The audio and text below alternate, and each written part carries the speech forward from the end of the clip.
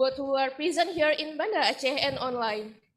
Ladies and gentlemen, on this nice occasion, let me deliver the structure of the event today as follows. First is the opening. Second is the opening speech from Dr. Insinyur Ziana STMT as the chairman of committee. Third is the opening speech from Dr. Insinyur Yusria Dharma as the chairman of the Civil Engineering Department. Fourth, the opening speech from Professor Dr. Insinyur Agus Sapti as the vice rector of academic affairs of Universitas Syah Kuala.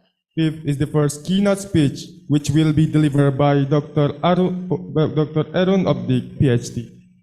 Sixth, the second keynote speech, which will be delivered by Andika Kusuma.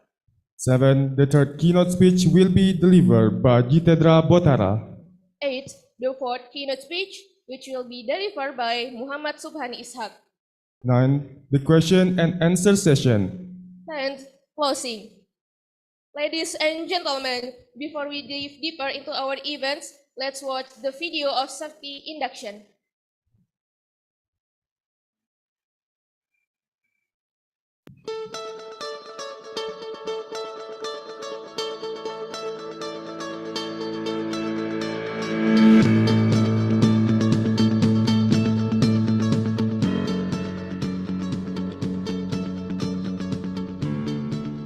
Assalamualaikum warahmatullahi wabarakatuh. Selamat datang di Fakultas Teknik Universitas Syah Kuala, Darussalam, Banda Aceh. Sesuai dengan peraturan keselamatan yang diterapkan di Universitas Syah Kuala, kami dari Fakultas Teknik akan menyampaikan pedoman K3L yang berlaku untuk seluruh sivitas akademika dan para tamu undangan. Peningkatan kesadaran dan pemahaman tentang pengurangan resiko bencana ini akan diterapkan dalam setiap kegiatan di Fakultas Teknik. Dalam video kali ini, simulasi penerapan K3L akan dilakukan di ruang pertemuan Balai Kerukun Fakultas Teknik Universitas Syah Kuala, Banda Aceh. Saat ini, kita berada di ruang pertemuan Balai Kerukun Fakultas Teknik Universitas Syah Kuala. Sebelum memulai aktivitas di ruangan ini, marilah kita mengikuti prosedur keselamatan yang berlaku. Untuk menyikapi potensi bencana seperti kebakaran dan gempa bumi, ruang pertemuan ini difasilitasi dengan 2 akses pintu, di sebelah kiri podium dan di depan podium. Gunakan pintu terdekat sebagai jalur evakuasi bila terjadi bencana seperti kebakaran dan gempa bumi. Ikutilah petunjuk arah evakuasi yang tersedia untuk menuju lokasi titik kumpul terdekat. Utamakanlah lansia, ibu hamil, atau rekan yang mempunyai penyakit kronis. Dan jangan menggunakan sepatu berhak tinggi. Jika alarm tanda kebakaran berbunyi, berusahalah untuk tetap tenang dan jangan panik. Ikuti arahan evakuasi berikut ini. Tutuplah hidung jika terdapat asap dan bersegeralah keluar ruangan melalui pintu darurat terdekat. Keluarlah secara bergantian dan teratur. Perhatikan arah jalur evakuasi dan ikutilah arahan petugas Balai Kerukun Fakultas Teknik Universitas Syah Kuala. Dan jika mampu, langsung padamkan api menggunakan apar yang berada di dalam gedung.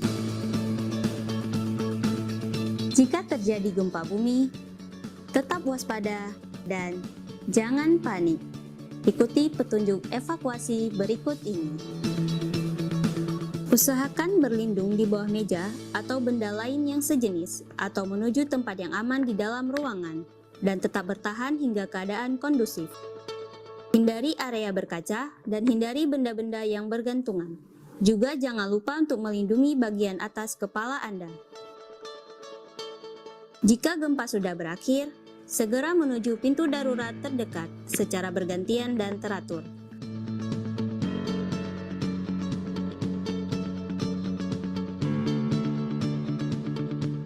Selalu berhati-hati saat melangkah, gunakan pegangan tangga saat menaiki dan menuruni tangga.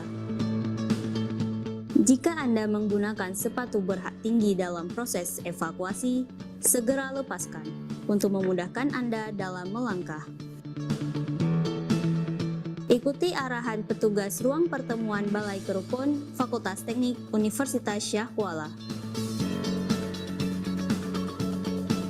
Jika sudah tiba di depan gedung fakultas, segeralah berkumpul di safety area di area parkiran mobil, hingga ada petunjuk selanjutnya dari petugas dan penanggung jawab keamanan gedung Balai Kerukun Fakultas Teknik Universitas Syah Kuala, Banda Aceh.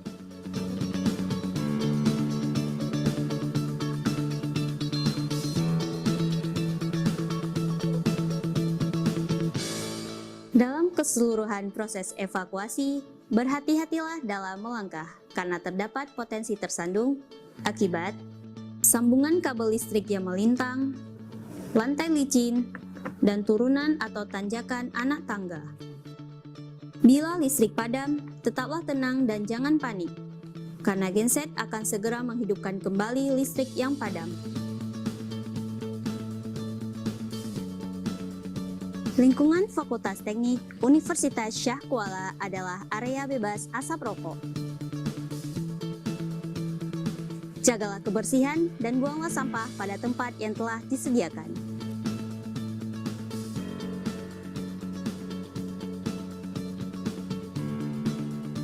Demikianlah prosedur keselamatan ini kami sampaikan. Kami harap Anda tetap tenang ketika terjadi keadaan darurat. Ikutilah instruksi dari petugas penanggung jawab gedung Fakultas Teknik Universitas Syah Kuala, Banda Aceh. Terima kasih dan selamat melanjutkan aktivitas. Wassalamualaikum warahmatullahi wabarakatuh.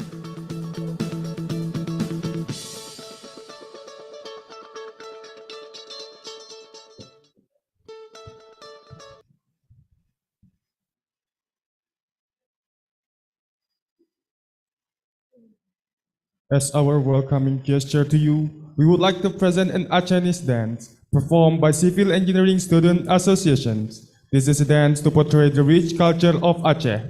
Here is our welcoming greetings, the classical dance of Ranup Lampuan.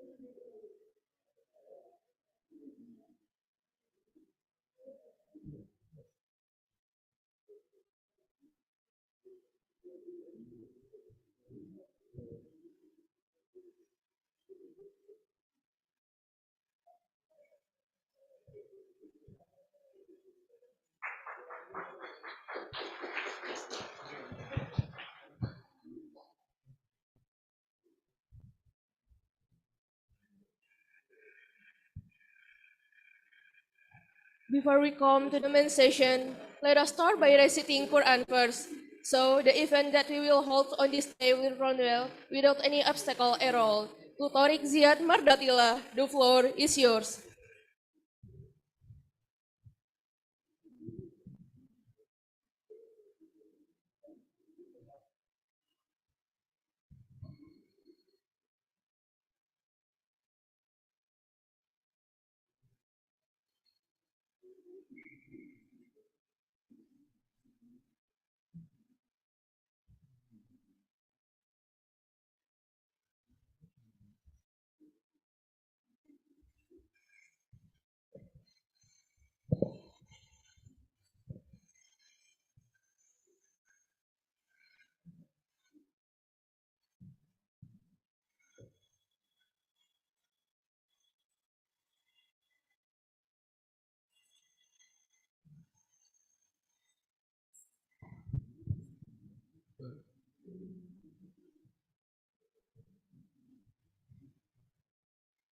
أعوذ بالله من الشيطان الرجيم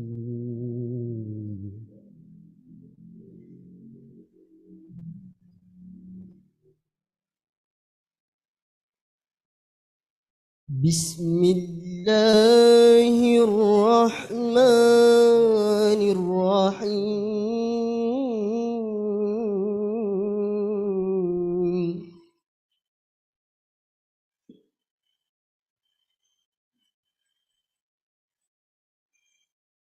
يا أيها الذين آمنوا إذا قيل لكم تفسحوا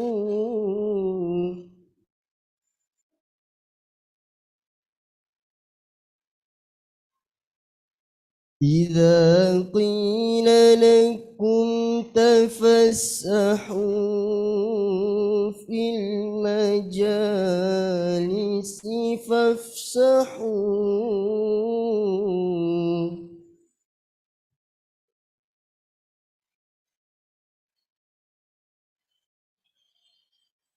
فافسحوا يفسح الله لكم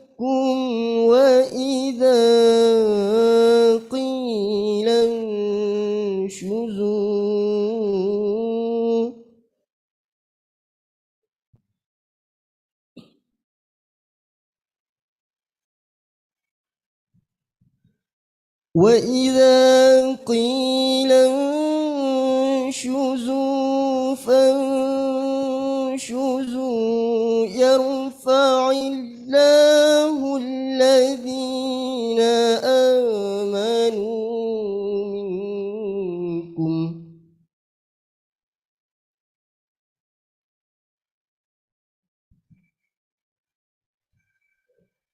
يرفع الله الذين آمنوا منكم والذين أوتوا العلم درجات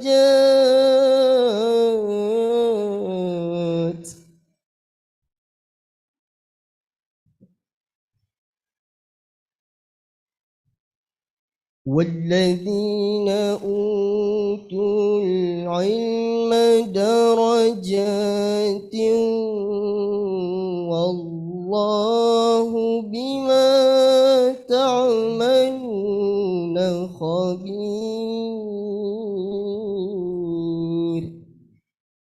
صدق الله العظيم.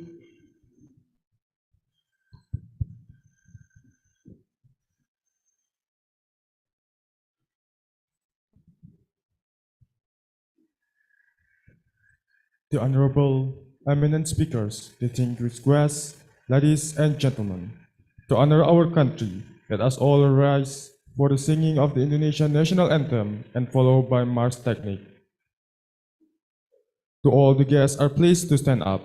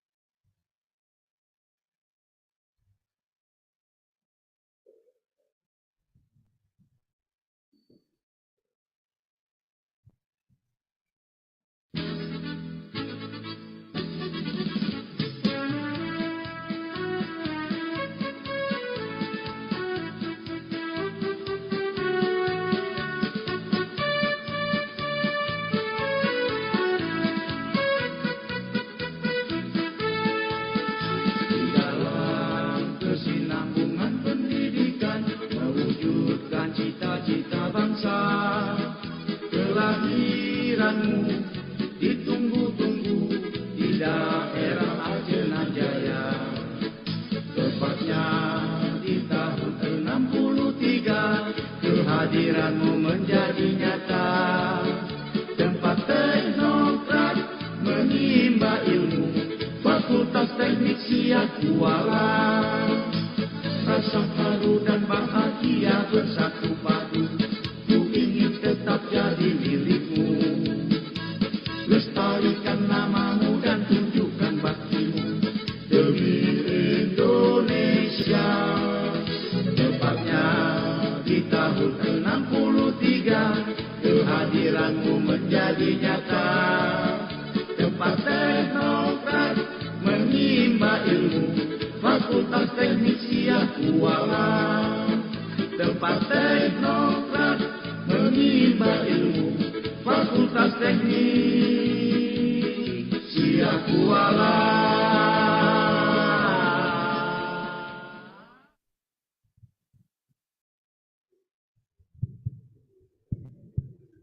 To all the guests are pleased to have a seat.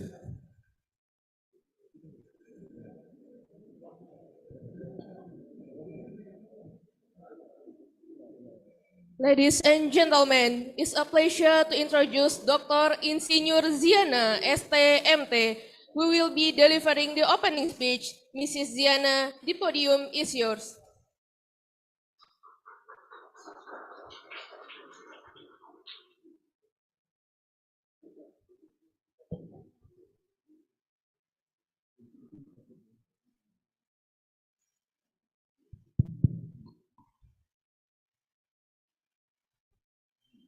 Assalamualaikum warahmatullahi wabarakatuh. Let me use the opportunity to welcome all of the conference participants by first praying or grateful and praise to Allah Subhanahu wa Ta'ala for all His blessing, grace, and mercies that have made us possible together here in excellent condition and health. Honorable guests, keynote speaker, Dr. Aaron F. Dyke, Dr. Muhammad Subhan, Dr. Andika Kusuma, and Mr. Jitendra Botara. Thank you very much for coming. Your hand. Honorable guests, Vice Rector of Universitas Syah Kuala, Professor Dr. Engineer Agus Sakti, Dean of Faculty of Engineering, Professor Dr. Engineer Alfiansah Yulianur, Vice Dean of Engineering, Professor Dr. Insinyur Iskandar, Head of Department of Civil Engineering, Dr. Engineer Yusria Dharma, and Head of Master Program of Civil Engineering, all invite guests, lecturer, college, sponsor, all of presenter, and participants and students who have and involved in this special event. Thank you very much for your presence. We would like to express our appreciation to all of those who have joined attending hybrid conference, the 4th Aceh International Symposium on Civil Engineering, AISCE 2023. The AISCE is the international symposium held by Department of Civil Engineering, Faculty of Engineering, Universitas Syah Kuala, Banda Aceh. The symposium is being a platform to share the advance of civil engineering technology and best practice in solving problems of infrastructure management in different sectors of development as well as those related to natural disaster. Hence, the theme of this year's conference is given as promoting advanced materials and technology for disaster resilience, infrastructure, and environment in anticipating climate change to achieve sustainable development. Reflect our commitment to exploring innovative solutions and fostering collaboration in civil engineering. This conference invites top keynote speakers to enrich valuable depth knowledge in the topics. Number one, Dr. Aaron F. Dyke from University of Sydney, His research focused on the nexus of infrastructure and social system as a mining solution for disaster risk reduction and climate change adaptation. Number 2, Dr. Muhammad Subham from University of King Abdul Aziz Jeddah. His current research interests are in the area of port of and maritime business, business strategy, corporate competitiveness, transport, infrastructure, and sustainable development issues. Number 3, Dr. Andika Kusuma from Universitas Indonesia. He is a member of Indonesia Transport Society, MTI, and advisor in Indonesia National Traffic Police. He has more than 10 years experience working with several issues focused in transport choice modeling and demand forecast and road safety research area. Number 4, Jitendra Botara, Director Recipro International Limited, New Zealand. He is awarded a fellowship of NZSEE for his contribution to earthquake engineering research in New Zealand, and he has been a passionate and dedicated earthquake engineer for more than 2 decades, and his contribution to earthquake engineering over this year has been extensive and of high quality. The conference received a remarkable number of 70 submit papers. I also like to extend a warm greeting to all and of special guests from New Zealand, Australia, Saudi Arabia, and Malaysia. This greeting is also extended to guests from our university partner who have collaborated with us on a regular basis to help us expand our capacity. I'd also like to express my gratitude to all of our keynote speakers for taking the time to accept the invitation and share their knowledge and experience in this symposium. Together with the fourth AISCE conference, the Civil Student Association also had proudly present the AISCE National Paper Competition as part of the AISCE event series. This competition is participated by 27 teams from various universities across Indonesia. The main objective of this event is to enhance student critical thinking and creativity in addressing the challenge of sustainable development goals. And it also a set event of AISCE 2023 will also hold a workshop, namely serious game on community-based decision-making to fight risk and climate change. This activity is part of the APN project in collaboration between the Universitas Syah Kuala team and the University of Sydney, Dr. Aaron Abdai. This activity takes the form of a role-play simulation for decision makers in an effort to reduce flood risk. Last but not least, I would like to thank those who support this event. Appreciation goes to the community that has been working hard to the successful of this event. We appreciate all determination and contribution in making this conference successful and beneficial. We look forward to having a successful conference, and we hope that all the attendees will have the benefit and enjoy this conference. Once again, welcome to 4th Aceh International Symposium on Civil Engineering 2023. Together, let me chart new frontier in the civil engineering and contribute to the advance of knowledge and innovation. Thank you very much. Assalamualaikum warahmatullahi wabarakatuh.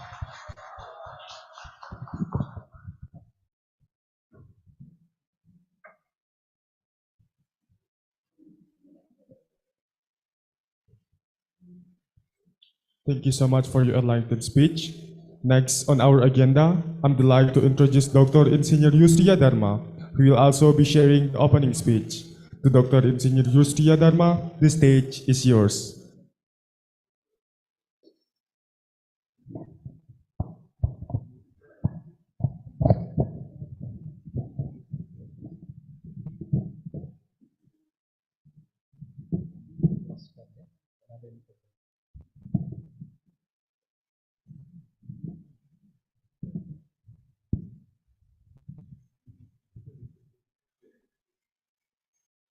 Bismillahirrahmanirrahim. Assalamualaikum warahmatullahi wabarakatuh. Hamdan wa syukran lillah nahmaduhu wa nasta'inuhu wa nastaghfiruh. Allahumma sholli ala sayyidina Muhammad wa ala ali sayyidina Muhammad. At this moment, we would like to welcome. The first is the representative of the Governor of Aceh. Maybe ada yang mewakili Rektor Universitas Syah Kuala. Today represented by Professor Agus Sapti, Vice Rector for Academic Affairs. Thanks for coming, Prof. Alhamdulillah. Orang kuat yang datang pada kan ya. And Professor Taufik Saidi, Vice Rector for Planning and Cooperation, the Dean of the Faculty of Engineering, Professor Alfiansah Yulianur, actually my boss now, and also the Honorable keynote speakers of our international conference, Honorable Dr. Aaron Obdik of the University of Sydney, Doctor. And the second, Honorable Mr. Engineer Jitendra Botara from Resipro International Engineering, New Zealand. And then Dr. Andika Kusuma of the University of Indonesia. And then Honorable Dr. Muhammad Subhan Ishaq of the King Abdulaziz University, Kingdom of Saudi Arabia. Pak Rektor, Pak Dekan, hadirin sekalian, two of the keynote speakers is offline today, Dr. Aaron and Engineer Jitendra, and the both of Dr. Andika and Muhammad Subhan is online, insyaAllah. Kemudian Bapak Ibu se-Madams from the instansi pusat dan daerah, BUMN, Kepala Balai, Kepala SKPA, dan SKPD in Aceh Province. Dr. Aaron, I mean the head of the offices under the government of Aceh. Saya lihat begitu banyak Bapak Ibu yang mewakili dari instansi. Alhamdulillah, kemarin ada arahan that kalau acara begini katanya dikali 0,5 aja, ternyata untuk di civil engineering tidak benar. Pada kan Prof, kan tepuk tangan dulu kan. Tidak bisa dikali 5. Ya. Karena sebelah kanan ada from the Department of Transportation, ada dari Universitas Abdul Tama, dari BJKW, dari PUPR, dan sebagainya lah. Ada banyak instansi perkim dan sebagainya. Ada dari Abdul Tama Pak ya, tadi universiti tetangga kita semua. And then the Vice Dean, ada Prof. Iskandar. Oh, this one, our Dr. Ella juga ya.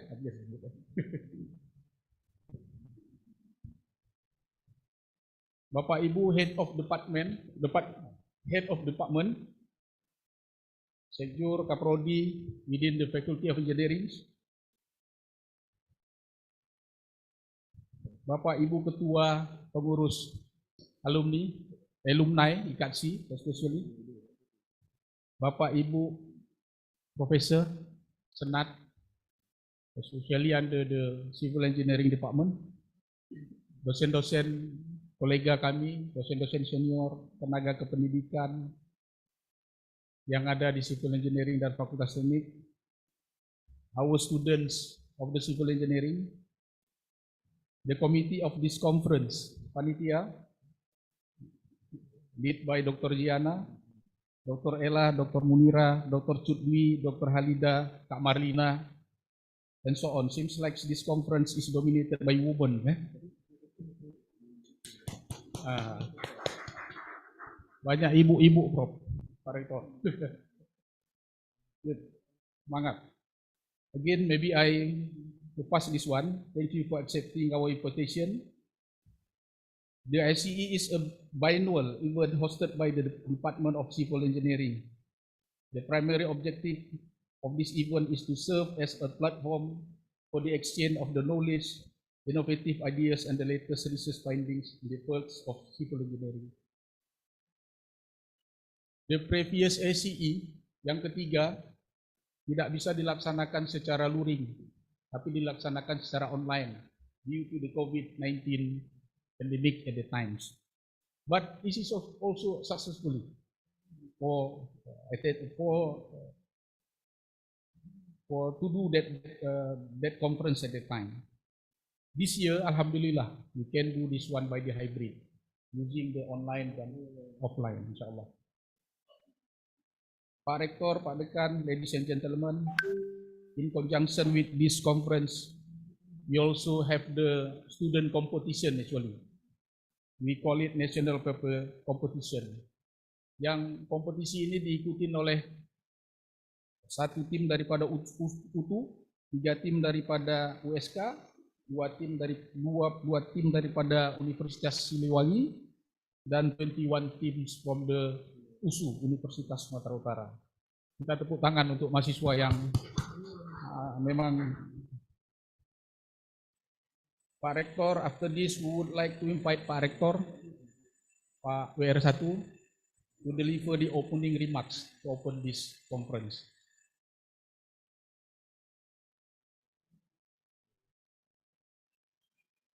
Also, congratulations to the researchers who will present their research findings during these 2 days, and their papers will be published on Scopus Index Proceeding or Sinta 2 journals. We apologize if there is any inconvenience during the conference, and thank you very much. Wabillahi taufiq wal hidayah. Assalamualaikum warahmatullahi wabarakatuh.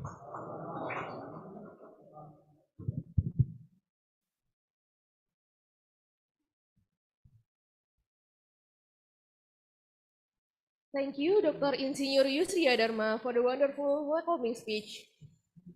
Ladies and gentlemen, it's an honor to introduce our esteemed guest, Professor Dr. Insinyur Agus Sakti, who will be gracing us with the opening speech.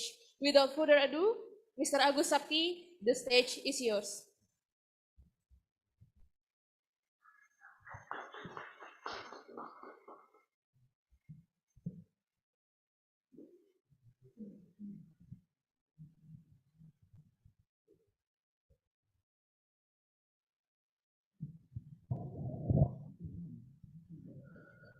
Bismillahirrahmanirrahim. Assalamualaikum warahmatullahi wabarakatuh. Alhamdulillahirabbil alamin, wassalatu wassalamu ala asyrafil anbiya'i wal mursalin wa ala alihi wa sahbihi ajmain. Asyhadu an la ilaha illallah wahdahu la syarikalah wa asyhadu anna Muhammadan abduhu wa rasuluh. Allahumma shalli ala sayyidina Muhammad sallallahu alaihi wasallam. All praise be to Allah Subhanahu wa Ta'ala. Peace and blessing be upon to our Prophet Muhammad sallallahu alaihi wasallam. My Honorable Pak Professor Taufik, Vice Rector for Planning and Collaboration, Pak Profesor Alfian Syahnur, Dean Faculty of Engineering, and Pak Yusria, Department of Civil Engineering, First Dean, speakers, college, lecturer, researchers, and all attendees in these symposiums.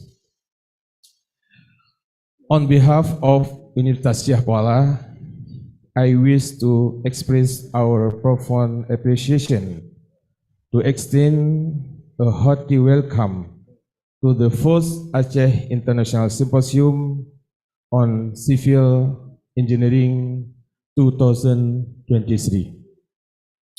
I also extend a warm welcome to our distinguished guests who have honored us with their presence at this symposium. We are particularly grateful to our university partners who have been steadfast collaboration in our guests to expand our capabilities.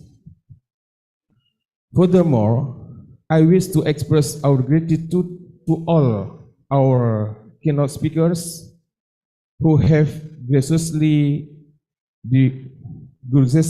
devoted their time to accept our invitation and share their wealth of knowledge and experience from their respective academic institution. Dr. Eden Optik from the University of Sydney, Dr. Muhammad Subhan Ishaq, University of King Abdulaziz, may be join us with Zoom. Dr. Andika Kusuma, Universitas Indonesia, and Mr. Jitendra Bothora, Director Recipro International Limited from New Zealand. It is truly an honor to have you here with us today. The theme of this year's symposium is closely related to our university goals.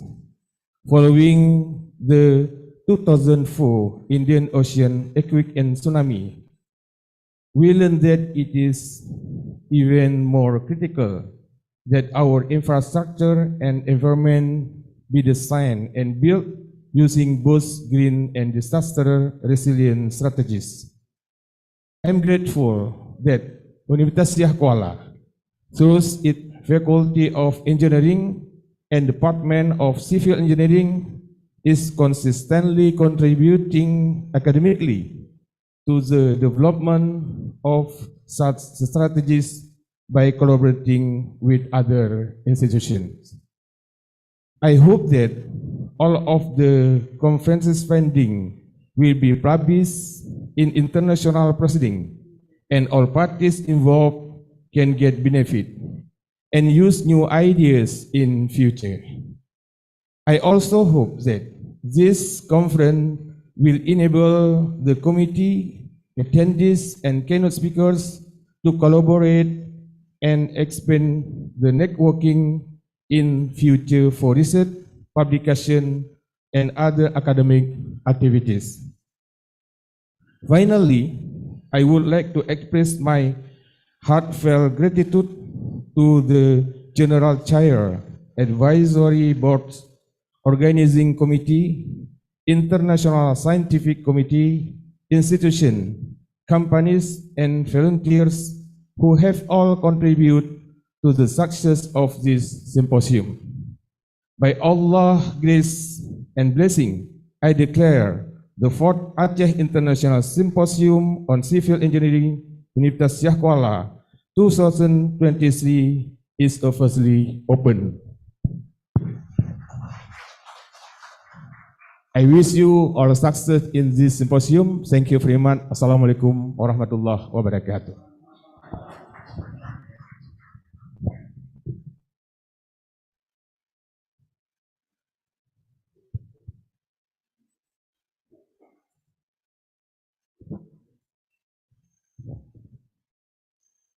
Thank you very much for Mr. Agus Sapti for sharing his valuable insight.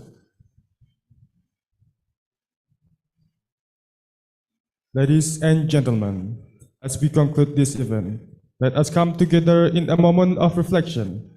Please remain attentive as we invite someone to recite a dua, seeking blessing, guidance, and unity. May our intention be pure, our action noble, and our heart full of gratitude. To Tariq Zaid Mardatillah, the floor is yours.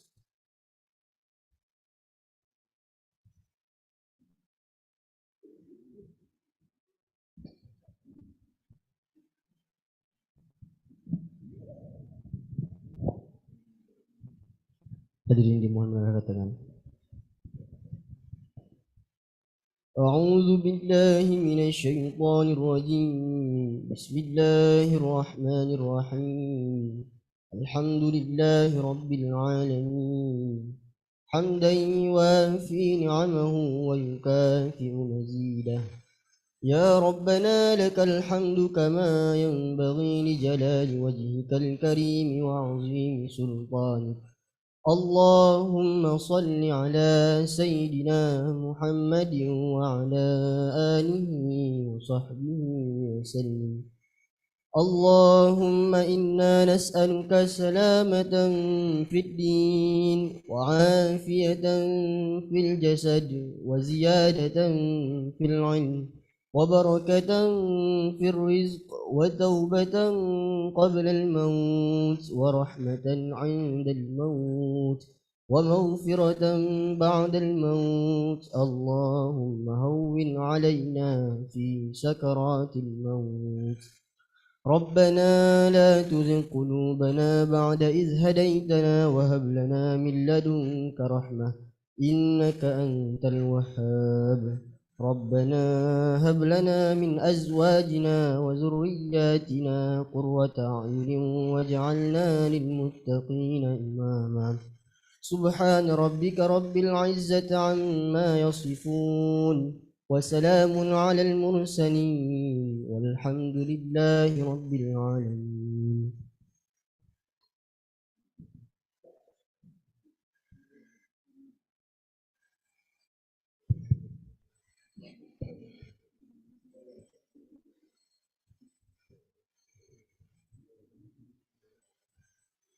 Thank you very much for Tariq Ziad Mardatillah for reciting the dua. The next agenda is photo sessions. For all the guests are pleased to take a place in front of the stage.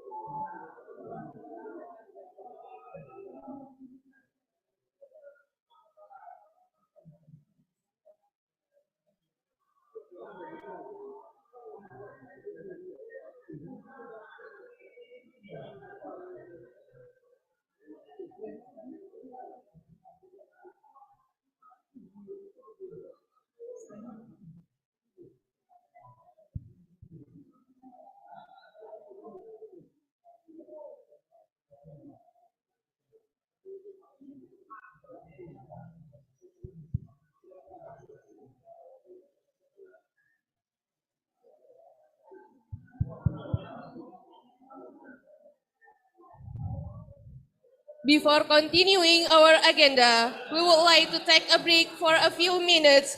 To all the guests are pleased to enjoy the meal that have been served. Thank you.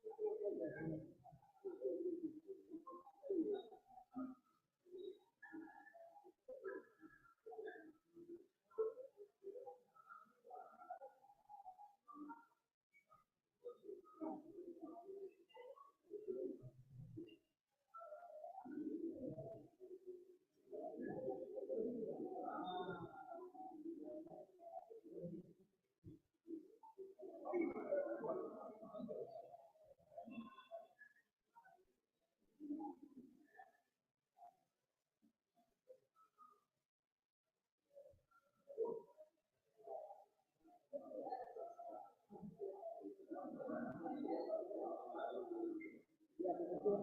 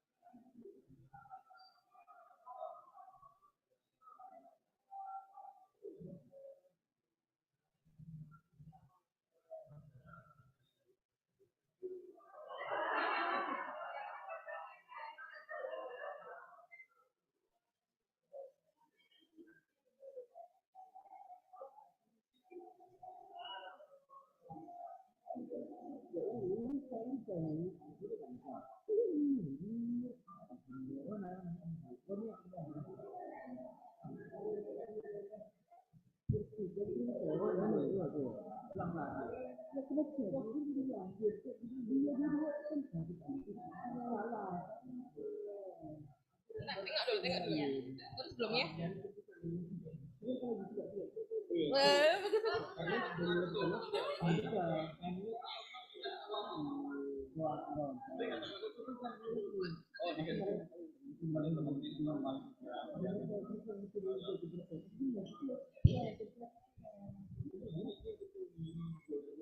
Attention to all the guests.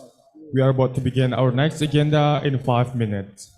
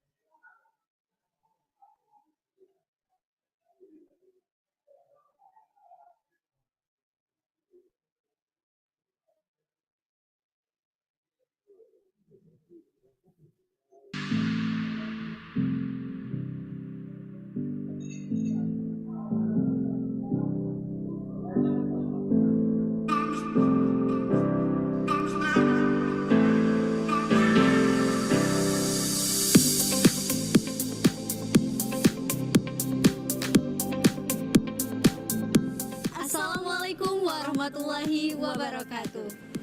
Selamat datang di Fakultas Teknik, Program Studi Teknik Sipil, Universitas Syah Kuala, Darussalam, Banda Aceh. Sesuai dengan pedoman yang berlaku di Universitas Syah Kuala, penerapan manajemen kesehatan, keselamatan kerja, dan lingkungan tentunya akan sangat kita rasakan manfaatnya. Kami dari Universitas Syah Kuala melalui Unit Pelaksana Teknis Tsunami and Disaster Mitigation Research Center atau Pusat Riset Tsunami dan Mitigasi Bencana akan menyampaikan pedoman keamanan dan K3 yang berlaku di ruang pertemuan atau ruang seminar Fakultas Teknik, Program Studi Teknik Sipil.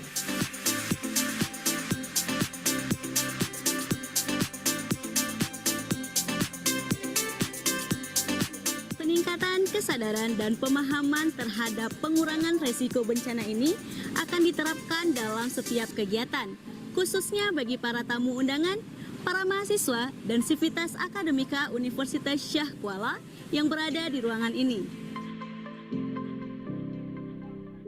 Saat ini kita sedang berada di ruang pertemuan Fakultas Teknik, Program Studi Teknik Sipil Universitas Syah Kuala. Sebelum memulai aktivitas di ruangan ini, marilah kita ikuti prosedur keselamatannya.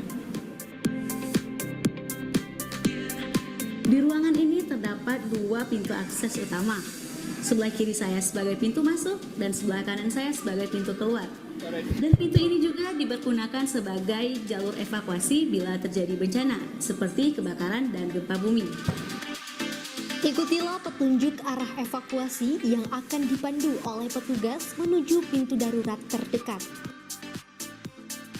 Utamakanlah ibu hamil dan lansia atau rekan yang memiliki cacat fisik pada kaki.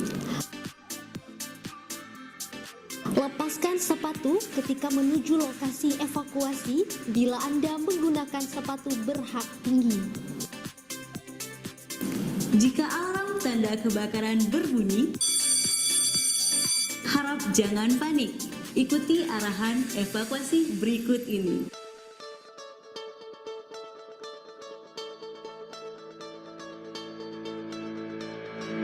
Bila terjadi kebakaran,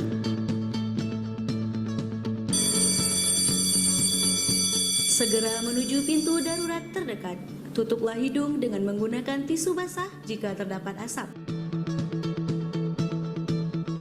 Keluarlah secara bergantian dan teratur, dan mengikuti arahan petugas ruang pertemuan atau ruang seminar Fakultas Teknik, Program Studi Teknik Sipil Universitas Syah Kuala. Ikuti arah jalur evakuasi. Jika mampu, langsung padamkan api menggunakan alat pemadam api ringan atau APAR yang berada di dalam gedung. Jika gempa bumi terjadi, tetap waspada dan jangan panik. Ikuti arah evakuasi berikut ini. Jika terjadi gempa bumi, usahakan berlindung di bawah meja atau benda lain sejenis atau menuju tempat yang aman di dalam ruangan. Jatuhkan tubuh Anda, lindungi diri, dan tetap bertahan hingga keadaan kondusif. Hindari area berkaca dan hindari benda-benda yang bergantungan, serta lindungilah bagian atas kepala Anda. Gunakan metode drop, cover, and hold on. Jika gempa sudah berakhir, segera menuju pintu darurat terdekat secara bergantian dan teratur mengikuti arahan petugas. Selalu berhati-hati saat melangkah dan jangan lupa untuk selalu menggunakan pegangan tangga saat menaiki dan menuruni tangga.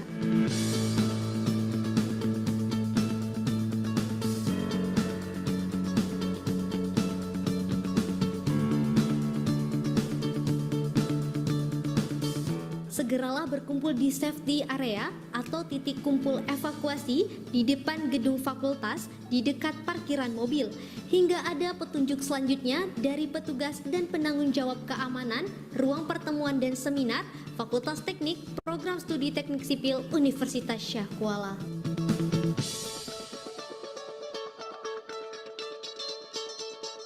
Fakultas Teknik Program Studi Teknik Sipil Universitas Syah Kuala adalah area bebas asap rokok. Jagalah kebersihan di sekitar Anda dan buanglah sampah pada tempat yang telah disediakan. Terima kasih atas perhatian Anda dan selamat melanjutkan aktivitas. Wassalamualaikum warahmatullahi wabarakatuh.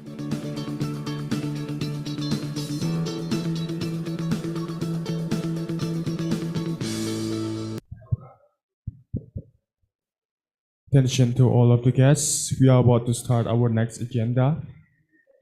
To all the people that are still standing outside, you are welcome to come inside.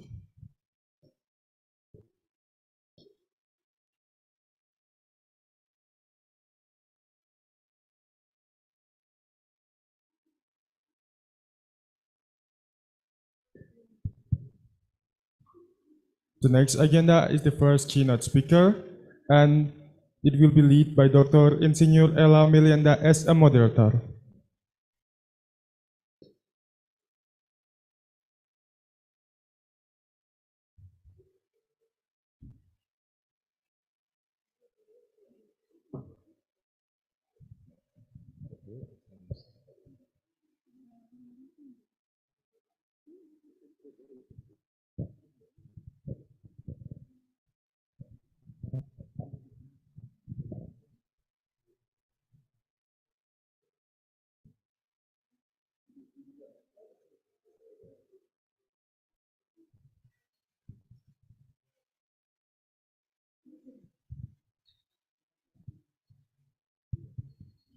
Good morning, everyone. Assalamualaikum warahmatullahi wabarakatuh.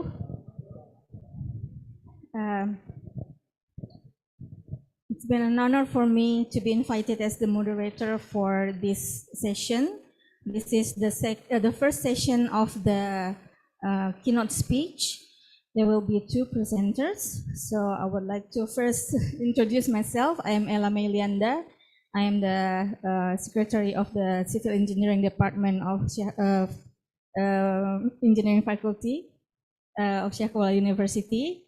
And thank you very much for the Dean and the Chief of the Department, and also my colleagues, and also my new colleagues that coming all the way from Kalimantan and other places in Indonesia to attend this very important meeting for us. And thank you very much for the other colleagues, both in the academic platform, lecturers and students, and also our colleagues from the the official departments of the ITF governments, and also from the private sectors. Thank you for coming. So I would like to introduce two speakers that I will be moderating. The first one is Dr. Erin Odek from the University of Sydney, who already present in front of you. And we have another one later on, Professor Dr. Andika Kusuma from University of Indonesia. So before we start, I would like to introduce you for the first speaker, Dr. Erin Odek. He is a senior lecturer in humanitarian engineering in the School of Civil Engineering at the University of Sydney. His research focuses on the nexus of infrastructure and social system, examining solutions for disaster risk reduction and climate change adaptation. Erin's work looks at how participatory design and construction processes can support safer and more inclusive infrastructure systems. So I would like to invite you to give the presentation. Thank you.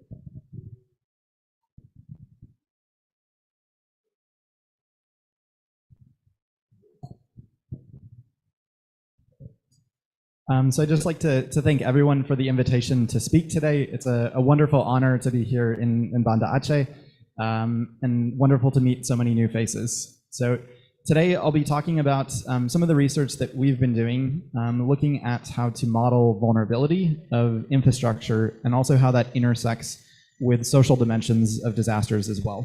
So today I'll be talking about sort of two different contexts. The first of these will actually be from a little bit of a different setting from the Philippines.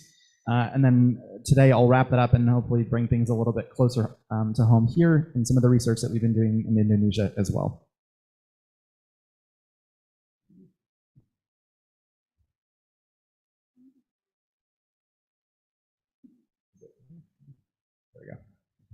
So what I wanted to start off with is, as civil engineers, getting us thinking about the built environment.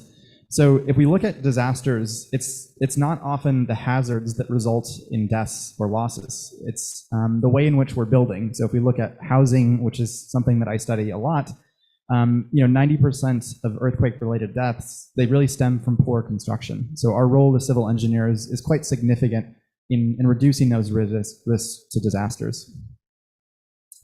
But if we look at those buildings and think about sort of our role, those buildings obviously form part of a broader community. So if we think about trying to reduce that risk, it's important that we're not only focusing on buildings, but we're also thinking about the vulnerability of communities that those structures are built within. And so today I'll be talking a little bit about this intersection and some of the ways that we might better capture this as engineers. So again, that community component is quite important. And so some reflections on why this is the case. So this is an image from Kusanema in Japan after the 2011 tsunami there. So very similar experiences, I imagine, to here. And so some of the research that we've been doing recently there is interviews, particularly with community groups, to try to understand their perceptions of recovery. And there's a few things I think that are unique that stand out about this. And so these are some of the themes that were emerging from those interviews, where people were seeing their sense of place in recovery at the individual, at the community, and at the city scales. And so that infrastructure and the buildings that we think about designing is embedded within that. And so it's very important that we're looking at those connections as we design and think about solutions for reducing disaster risk. But again, coming back to that those linkages. Also, I think it's important that we think about the people that are invested and that are within that process. And so I'll be talking about and sort of thinking about the ways that we might measure, assess vulnerability within each of these, but then also think about the scales that cut across all three. So disaster risk, if we think about it, so we obviously might have exposure or vulnerability or hazards that forms our risk as we think about trying to model. But today I'm going to really be focusing on that vulnerability part. So I think when we talk about disasters, there's a lot that is centered on the hazards, but I think that there's a long way to go that we have as engineers to try to model better and capture vulnerability. And so there's two key questions that I'll be asking and talking about today. The first of these looks at building vulnerability, and specifically how we might try to do this better for non-engineered construction. And so in the case of Indonesia, for example, there's a large majority of it that it is not designed by an engineer. It's households that are constructing that, or they may not be receiving professional advice from a built environment professional. So it's important that we think about methods to capture and measure that vulnerability differently than in other contexts. And then the second one will look at how social vulnerability might intersect with those physical dimensions of vulnerability. So I'll hope to draw on some case studies and projects that we've been working on that answer both of these questions today. So the first of these that I'll be talking about, and so this part of this actually forms the first stage of a project that we have in collaboration with Shakwala that's being funded by the Asia Pacific Network for Global Change Research. And so I'll be talking about just the first part of this today that focuses on the vulnerability measurement and development, but we're hoping maybe to replicate some of this. So Buella and Pakteri are involved in this particular project. And so hopefully, for those of you that are interested, we'll also be piloting some of the initial serious game, which is also associated with that as part of the symposium. But if we think about the methods to assess fragility or vulnerability of buildings, there's really three ways that we might think about this. So one being latent, and there's a latent variable, so that's something that we can't directly measure. And so there's methods we might think about on that, which I'll talk about. Heuristic, and so this is particularly relevant if we think about non-engineered construction because it's not necessarily uniform. We don't have standards that are often being implemented. And then lastly, empirical methods where we can derive this actually from damage. And so I'll be talking about three different approaches across each of these. And some ways that we might reflect and think as engineers that we can better capture that vulnerability.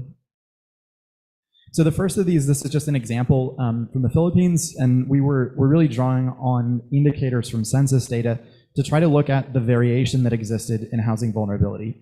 So I know it's a bit hard to see some of the maps, but what you're seeing is sort of across a number of different dimensions. And so using a technique called principal component analysis, we were reducing a lot of that census data down to much more digestible dimensions of housing vulnerability. So you're seeing a couple up there, so housing density, looking at materials as a potential proxy for looking at housing quality, and then merging those together into a national scale measurement where we can look at areas that have higher or lower vulnerability. So this is quite useful to think about areas that we might want to target for interventions, but it doesn't necessarily allow us to capture or model things like cost.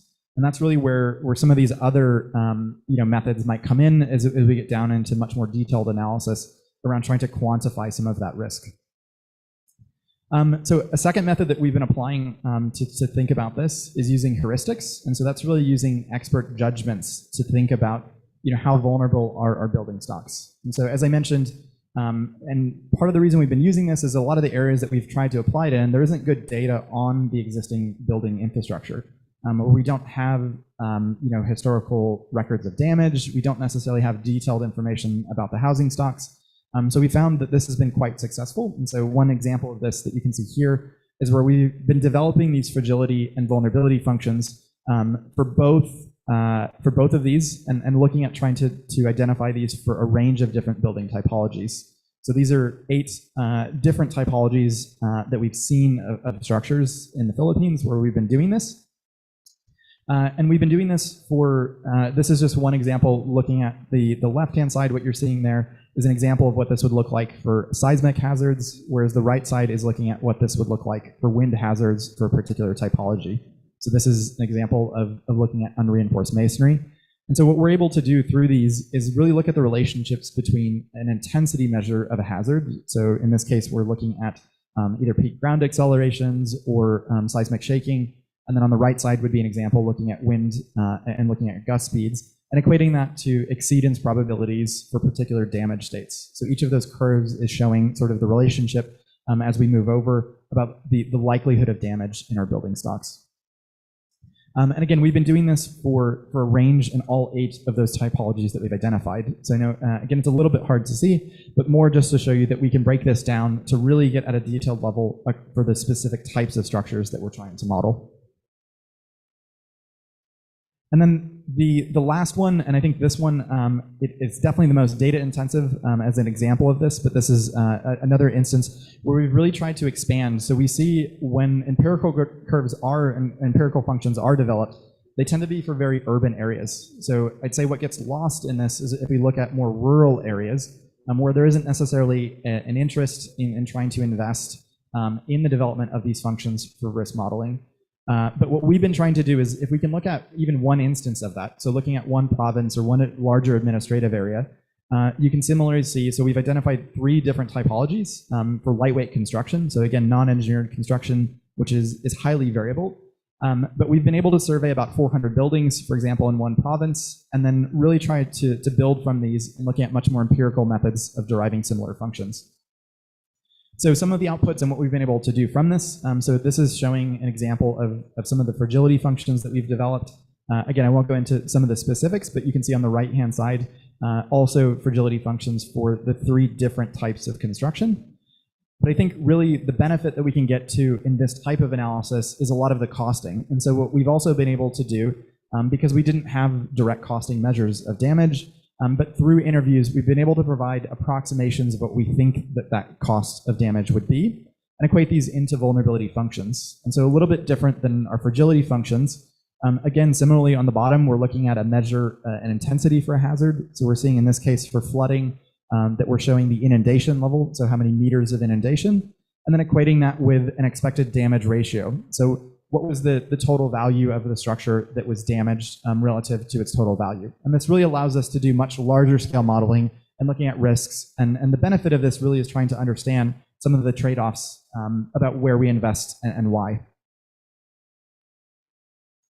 So that was kind of a snapshot of the first. So these are, again, a few examples of ways that we've thought about trying to expand the coverage of these tools, particularly for construction that often hasn't been captured by much more traditional methods. The second one that I'll be talking about is, and I think this is a particularly important one for us to think about as engineers, because we're often so focused just on the building side, on the infrastructure, on the design, but how does that actually intersect, or what are some of the other broader barriers to why that vulnerability is actually created? So for this, I'll be talking about some of the research, and this was actually just published this week. So it's actually a collaboration that we had with UKM, and then also Bu Yunita, who I believe is in the room as well, was assisting on this project as well. So this was specifically looking in Jogja in some of the recovery in the aftermath of the Merapi eruption in 2010 and some of the housing assistance that was provided. So these are some of the images that are showing the lahar flows through the particular community that we were studying. And so for this particular piece of research, we were surveying households and looking at some of the much longer term recovery outcomes. So what became of the recovery after? And so through this, we were really looking at a multidimensional measure of housing quality. Again, also, and part of that was looking at the safety of those structures that were constructed and what became of them 10 years or more in the aftermath. And so the right side is showing some of the areas that were damaged by those lahar flows. But if we look at, and through this what we were doing is some regression analysis to understand, well, what were the factors that contributed or correlated with higher and longer term recovery outcomes? So I won't go into all of the details, but I think just to show some of the ones that we looked at. But what I think is particularly interesting is the single largest predictor that we identified of housing quality was whether or not a household had land tenure. So irrespective of all the technical assistance that was provided, all the work that was done by engineers, really what mattered at the end of the day after more than a decade was whether the households actually had land tenure or not.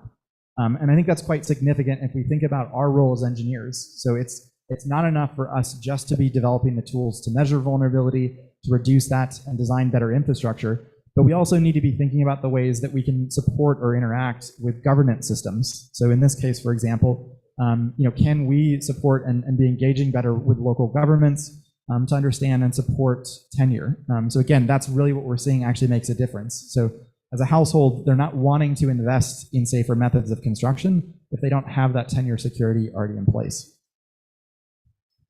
So to tie it back and kind of some wrap-up reflections across both of these, so on the fragility and the vulnerability and the tool side, I think that we really need to continue to develop much more context-specific measures. So I know there's some wonderful work that's happening here in Indonesia around this, but often we've tried to apply these, for example, from the United States, where the typologies of construction are just so different. And so when we look at that, it's not representing well that vulnerability. So there's much more work that can be done in the space to try to localize and contextualize a lot of these measurements and tools.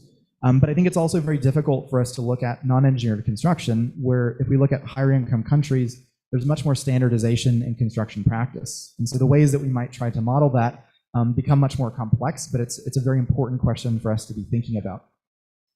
And as you've seen, though, I think it's also important for us to connect across different spatial scales. So some of the examples that I talked about today is bridging that on a national level, and then trying to bring that down to a very detailed building level. We need to think about new methods, new ways of assessing vulnerability that can bridge those scales and do that innovatively. And then lastly, I think and this is something that we're currently working on in a number of different projects, is ways that we can better dynamically measure vulnerability. And so what I mean by this is, even if we think about measures of social vulnerability that we often see that are represented in research, they're often maybe only done from census data, which is collected every 5 years. So what are the ways, and certainly vulnerability is changing in the midst of that 5-year period. So if we think about seasonal patterns of migration, where people are actually located. So these are important questions that we need the tools, and as researchers, and also in practice, we need to be thinking about ways that we can measure those variations on much shorter timescales to capture that vulnerability. And then I think the big ones also that are expanding on this is climate change as well. So climate change is shifting a lot of the current knowledge that we have around vulnerability of our infrastructure, and even some of the ones that we've already developed. In 20 years, these tools may be out of date because of the degradation rates that climate change is shifting on, our materials. So these are important things that we need to think about much more dynamically capturing vulnerability. And then lastly, I think, is really that intersection between social and physical. So as I mentioned, it's not enough for us just to be measuring the physical side. I think we need to, as civil engineers, really think about and try to bridge across that social divide to think about much more effective solutions. So again, hopefully that was interesting, and thank you again for the invitation to present and share some of the work that we've been doing today.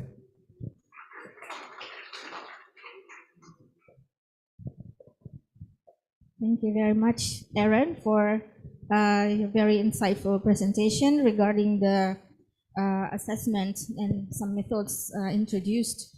For us, maybe it's not very familiar yet. So this is a very good audience to spread the information about this and new methods. Maybe we can further elaborate on the ideas of collaborate in collaboration, because there are a lot of things that has not been really analyzed. In our case in Banda Aceh, particularly after being affected by the tsunami in December 2004. So thank you once again. But before anyone want to ask questions, please keep your questions steady. So we are moving on to the second speakers, right? Is it the way? But the question maybe later. We save it later. So I would like to invite Dr. Andika. Sorry. Halo, Assalamualaikum Hello. warahmatullahi wabarakatuh. Waalaikumsalam. Thank you. So I try to.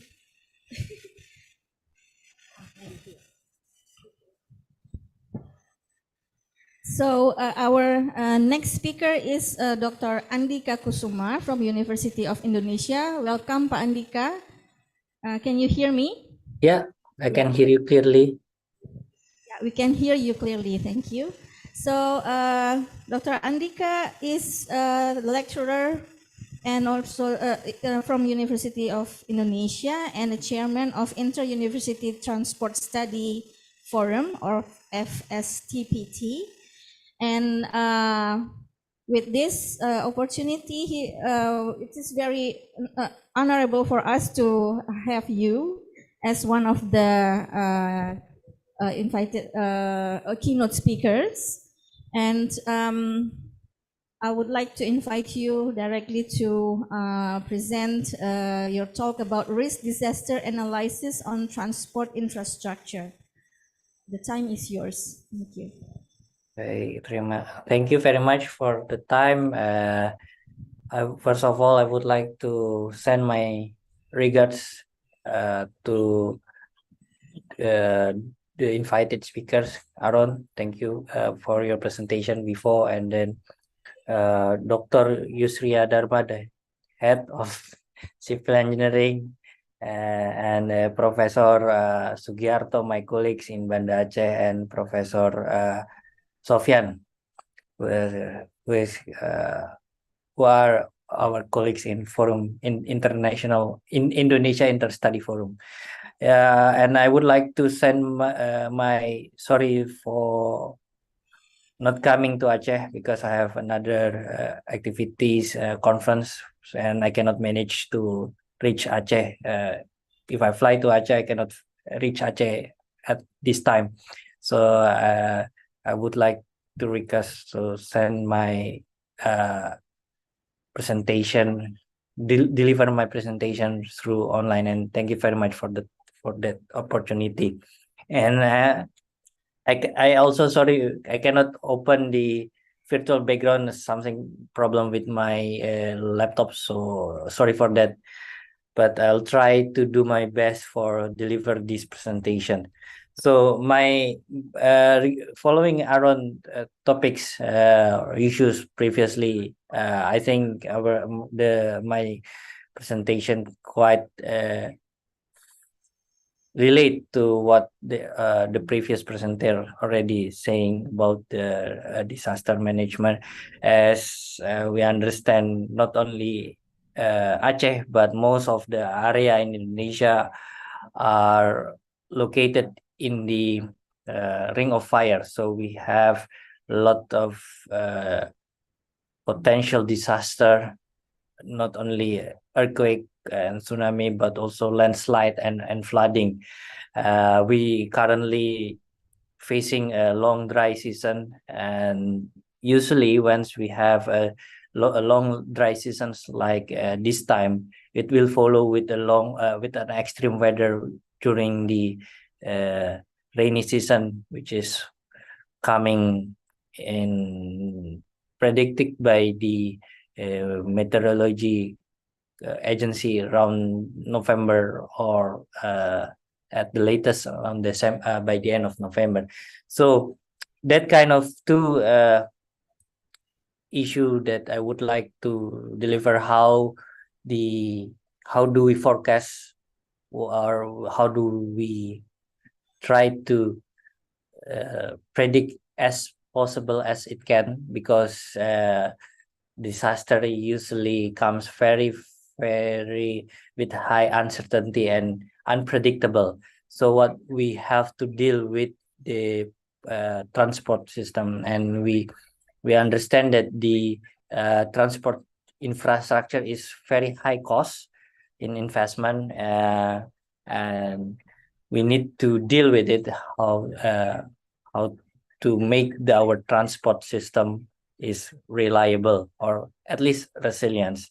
As I mentioned earlier, there are two types of why the resilience in mass transit Indonesia is important, and we have to predict the impact of our assessment on the disaster into the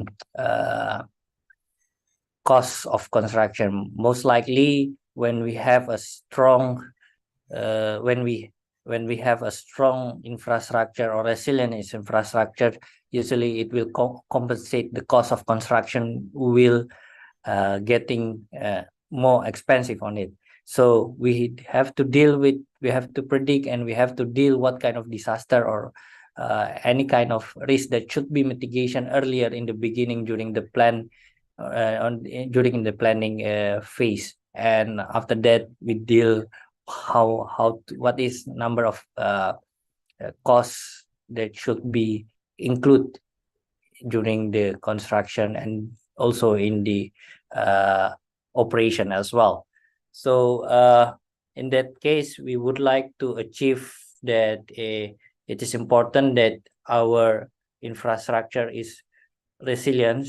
They can have disruption, they can accept the disruption, but we should minimizing the service disruption during the during the operation period, and recovering as fast as it can after the disaster, so they can serve the people or the public as quickly as it can.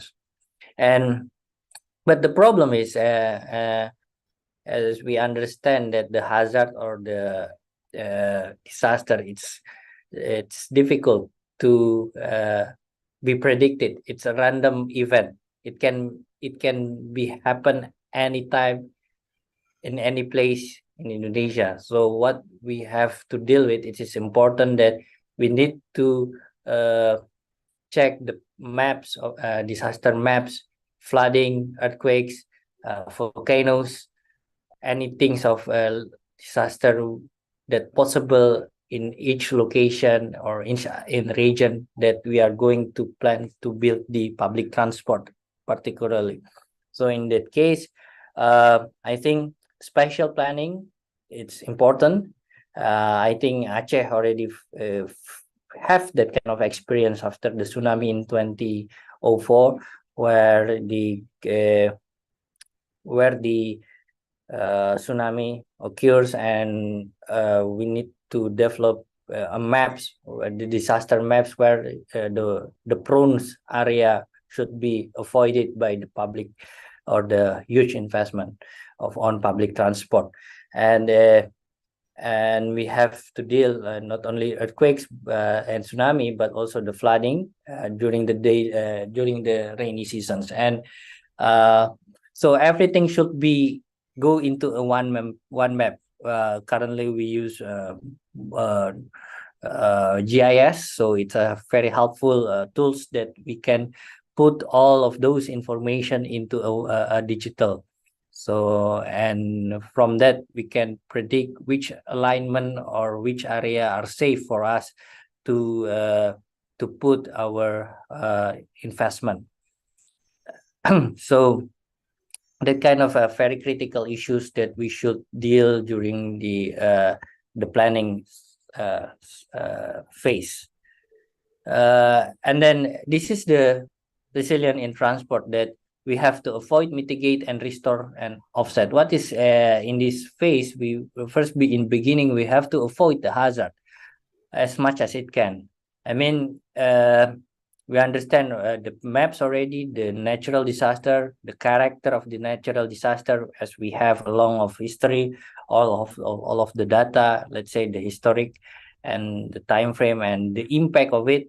So it is important to try to avoid, but it is unlikely that we cannot that we can avoid 100% of the hazard. Yes, I mentioned it's the uncertainty of the location and the time, it's very high, and none of the model can be predicted exactly or accurately 100% accurate in this case. And since we cannot avoid, then the next phase should come, that we need to mitigating the risk. After the we understand the character of the hazard or the disaster, then we can have a plan to what kind of mitigation that we can deal with.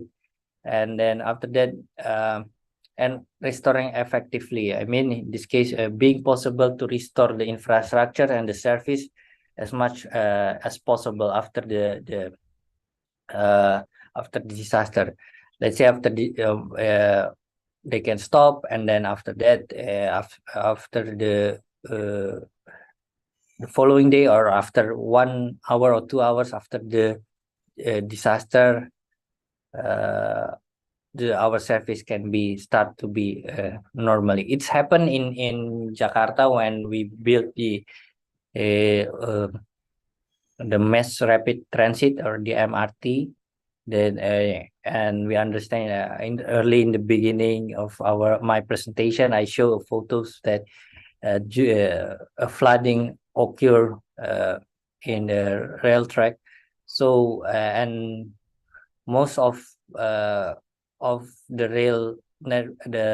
mass rapid transit occurs below the our underground system. So we need to deal if something happen or the flood, what kind of flood will be occurred in Jakarta. So if you come to have a time or visit Jakarta, most of the underground station in Jakarta, they enter, we put between 2 or 3 steps. So every passenger before entering the station, they have to come to pass 2 or 3 steps. It means that the reason of those, it's unfortunate I cannot show the figure, the picture. It shows that the data shows that the flood, the maximum flood for 100 years occurs. It's lower than that stairs. So we expect none of the water can enter into the system. And if it's entering, what should be? So they have a system to back up a water pump to push the water outside, and then the system can be recovery around 2 or 1 hour after if the flood clear. So that kind of system that should be be developed whilst we can understand the character. And we put an offsetting risk. I mean, we have to design if there is an unexpected risk or disaster occurred, then where we should put to have a safe place for the passenger and so on, and how do we coordinate with the emergency services in this case. So let me okay. So we in this case, we classify the disaster management into 2 types: sudden disaster where we cannot be predicted when it will come, and disaster can be forecasted.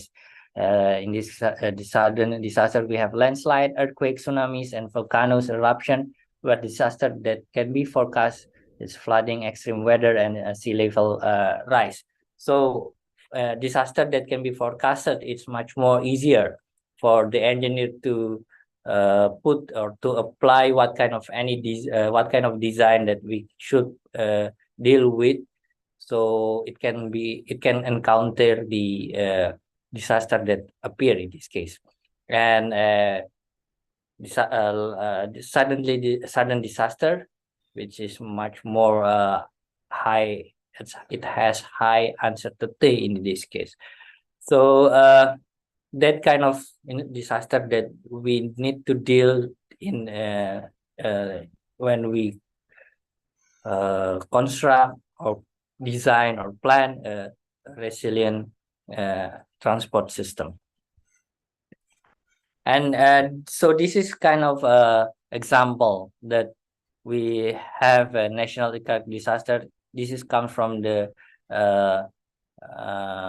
Indonesian Disaster Agency, National Earthquake Disaster Map, flood disaster, and landslide, and so on. As we can see, then most of the area in Indonesia are located in with very high earthquake. So let's say Aceh, Medan, or North Sumatra, and go down to the south of Java, and some part of Sulawesi and Papua. So that is one of reason. If we take a look about the earthquake disaster in ARIS map, it shows that that's why we move our capital to the Kalimantan, where it's much more safer compared to the other region in Indonesia. So what we should do to deal with the resilience in transport? First, we have to consider what kind of planning that we have. Let's say we would like to build a bus rapid transit or mass rapid transit or light rail or a commuter line. So we have to start what are going to be built in the area, and after that, then we come to the financials and human resources are available to. Is it possible or not to build that kind of technology in to apply in a transport?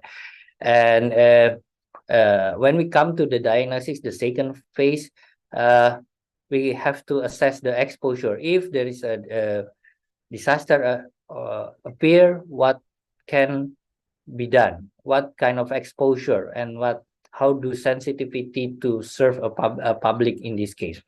So we have to diagnose any things or aspects that relate to the transport and the transport services, and from that kind of diagnosis or analysis, we try to implement which one is the most optimal scenario or tools or kind of technology that can be implemented in our infrastructure. Though at the end we have to most likely of the any kind of implementation of technology to in resilient transport is relate to the financial or to the budget that we should be include or provided by the planner or any kind of stakeholder who put or invest in public transport. And then after that we monitor.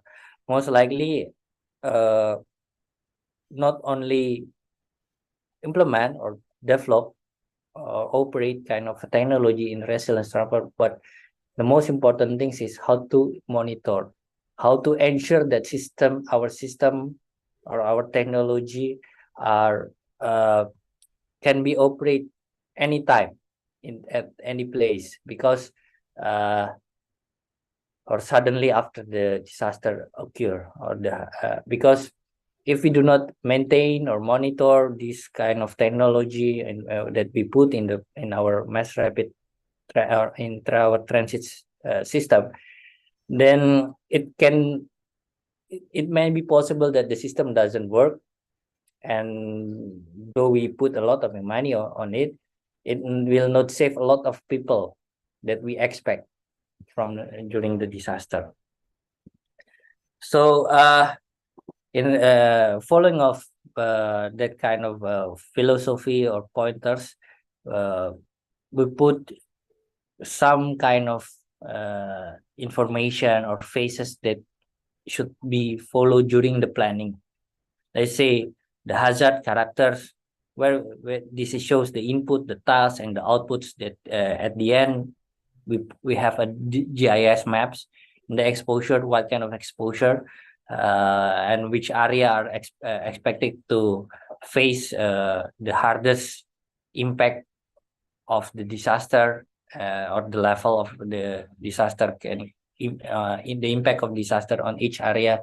And then what is the critical analysis, the critical point, or when we put the map, and the prioritization of option that can be we put and simulate, and what kind of recommendation.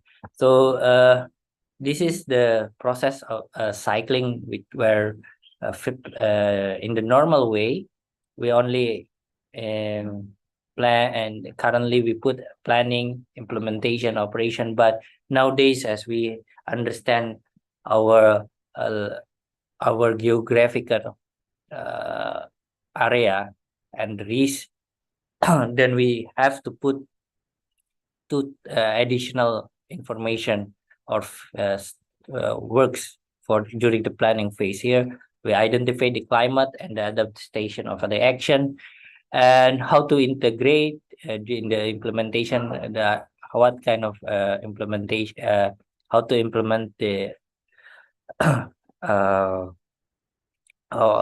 on the implementation on the solution that we put, and then later on during the operation we should monitor and evaluate the risks that appear. So basically our my presentations come from my research in the 2 years ago with to assess a disaster for light rail transit planning in Bandung and the BRT planning in Medan. So the left side is in Bandung and then the right side of your screen, it's in Medan, which is very close from Banda Aceh. So in this case, we put the hazard from the landslide. So first things is a landslide. This paragraph, this picture shows about the landslide. Where's the high area? Where is the medium and the low? When we put the location of both the rail transit and the BRT stops, and also the hazard for BRT in Medan. After that, we put the flood, most likely for light rail transit and BRT. The BRT, I think, flood is much more possible occur in many area in Indonesia. So we include the flood. We overlay the flood hazard with the location of the station, both in Bandung and Medan area. And the earthquake hazard in Medan, it's has a slow or low probability on the earthquake, while in Bandung we have a high because it's in the high risk of it's located in high risk earthquake. So from that we put that kind of the hazard that we identify, and then we try to introduce overlay that hazard maps into movement and place. So in this case, maybe in Sydney, in Melbourne, I think this approach refer to the manual of in Australia cities that currently we are not planning to talk only for the 4 steps model and so on, but the new approach is we put the movement and place here. So we identify what kind of movement and number of movement will be go and come into the station, and which in each station what kind of place. Either it is a suburb, is it located in the what we call city center, or the government office and business district and so on, for both in Bandung. So this is the criticality when we put the attach the movement and place with the disaster. We have this kind of maps, whereas if it's a medium, we put a yellow and low, so we put green, and high with the red colors. So we identify the criticality of each LRT station. This is just the examples of high, and then we identify the kind of disaster can be happen: volcanic, landslide, earthquake, and flooding, and each station, what kind of the name of the station, and so on. So we have that kind. So in Bandung we did also in Medan as well, follow the same steps. So we identify what the criticality and the potential of the station, location of the station, and what from this kind of analysis we can start, what kind of structure that we can design or to solve to or to respond the disaster that can be appear in the station in the location of our station.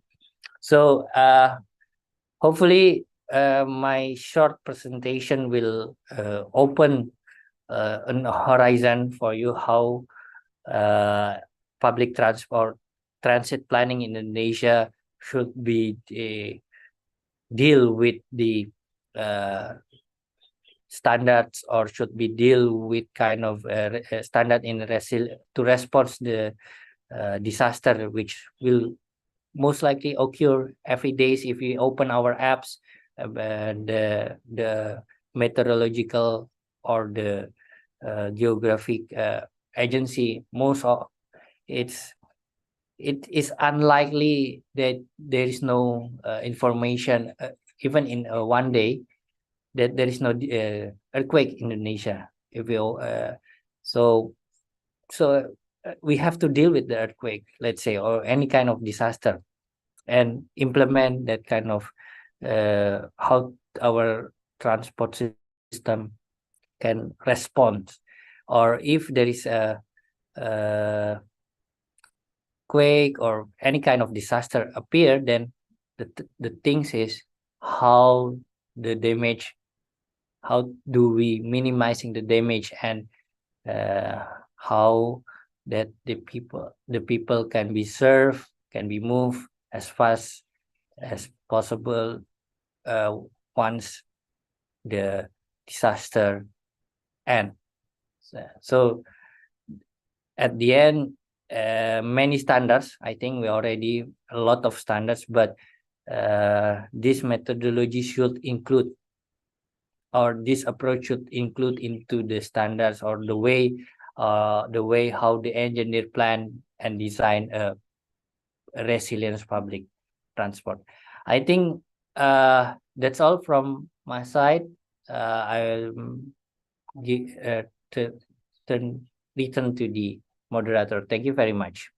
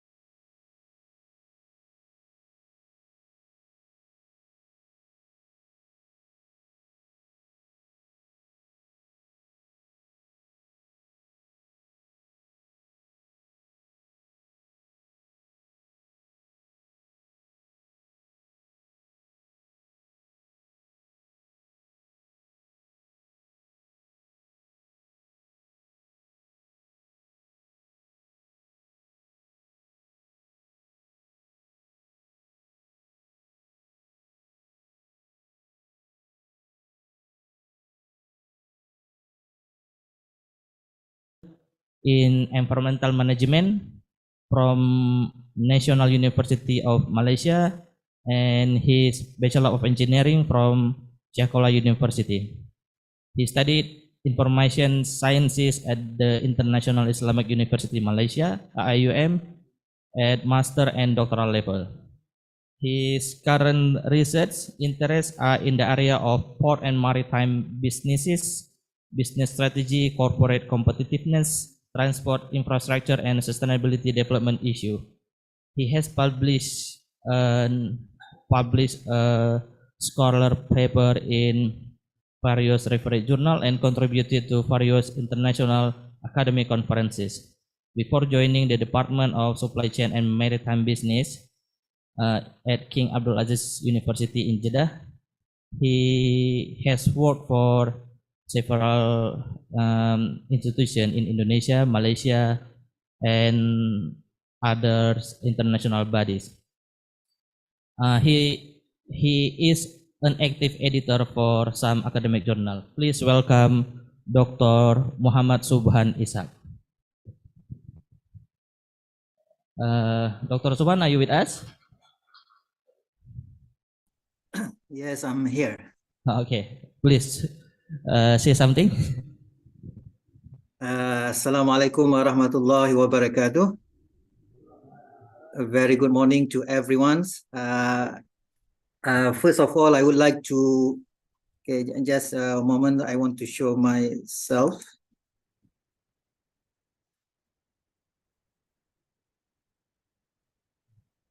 Okay.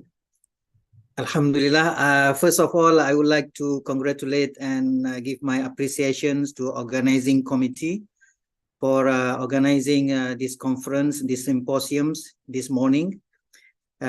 Special thank also to directors and the deans, professors, invited speakers, and also all participants of the AISCE 2023. Is this my session now or just introduction, Mr. Chairperson? I think just introduction first. Okay. Yeah. So I'm now from the city of Jeddah. Currently, we are in very early mornings. The time now is 7:31 a.m. But I'm happy to be here to say something, to share my experience with the audience. And inshallah, we will benefit together from this forum, inshallah. Yeah. Thank you, Dr. Subhan. So for first presentation, I would like to give the floor to Mr. Jitendra Botara to present.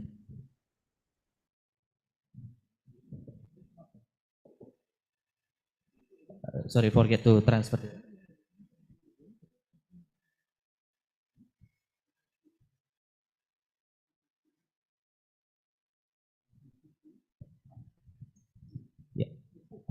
Yeah.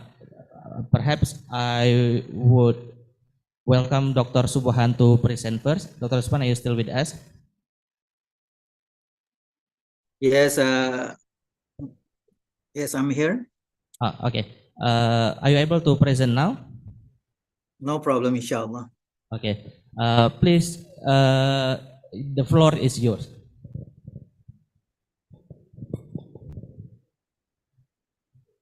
Bismillahirrahmanirrahim. Alhamdulillah wassalatu ala rasulillah wa ala alihi wa sahbihi wa mawalah amma ba'd. Are you showing my slide to the audience?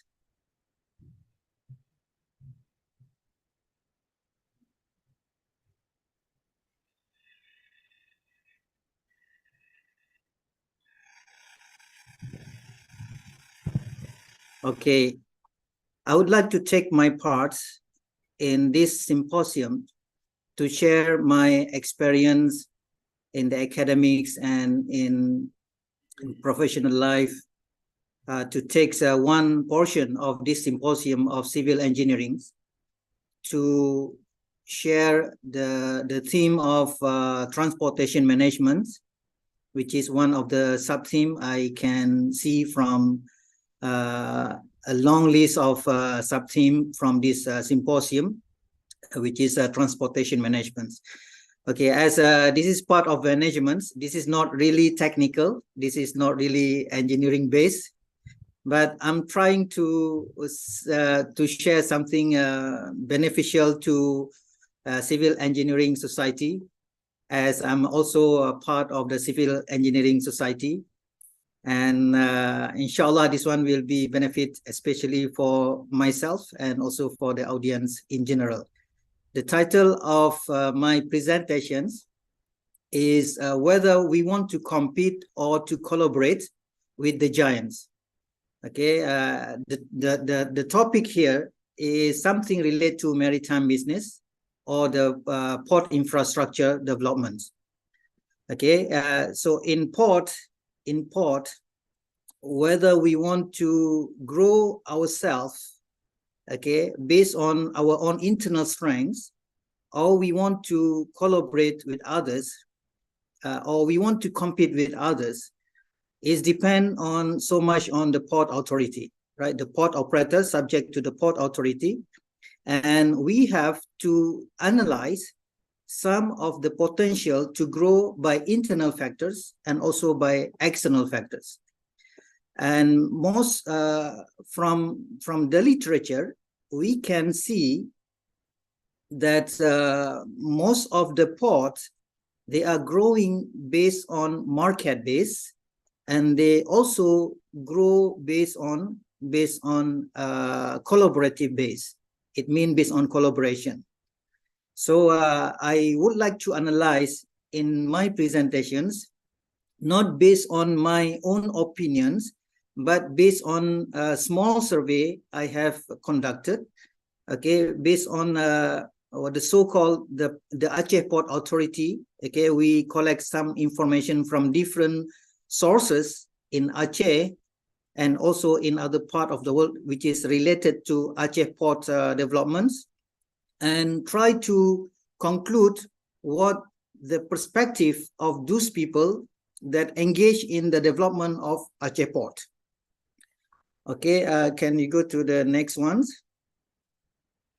Okay, I will start with the objective of this presentation, and then I will tell you. I think maybe Professor Jitendra and other audience, not from Aceh, maybe you will benefit from this introduction, because I want to introduce some of the important points of the Aceh port system.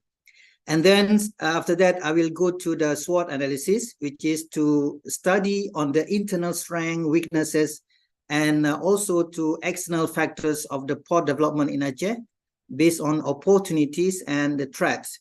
So from the SWOT analysis, we will see what is the current positions of the Aceh port. And again, this SWOT analysis is based on perception. Okay, it's not based on observations, which is based on my own analysis, but rather to see how the perceptions of the strengths and weaknesses and also opportunities and threats by the port people in Aceh.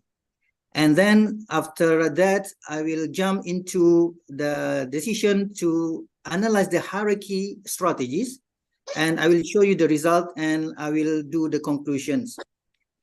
The next one, please. Okay, this presentation basically is only to explain how Aceh port should position itself, because you know, the port industry is a big and huge one, and many people believe that port industry is something very unique. Okay, it's not the same as other type of business or other type of infrastructure, because the port itself is the infrastructure and also together mixed with the business running and operation. And the way the people run the port is not something we can easily understand, because this is requires some or many factors that give some impact to that operation. So we try our best to explain how Aceh port should position itself in a highly competitive environment. So we are competing one another. So this is very common topic to discuss, not only in Aceh, also in other part of the world, that port always competing one another. Okay, because they have the same business. They have the same business. But how a port can grow is depend on many factors and many strategies.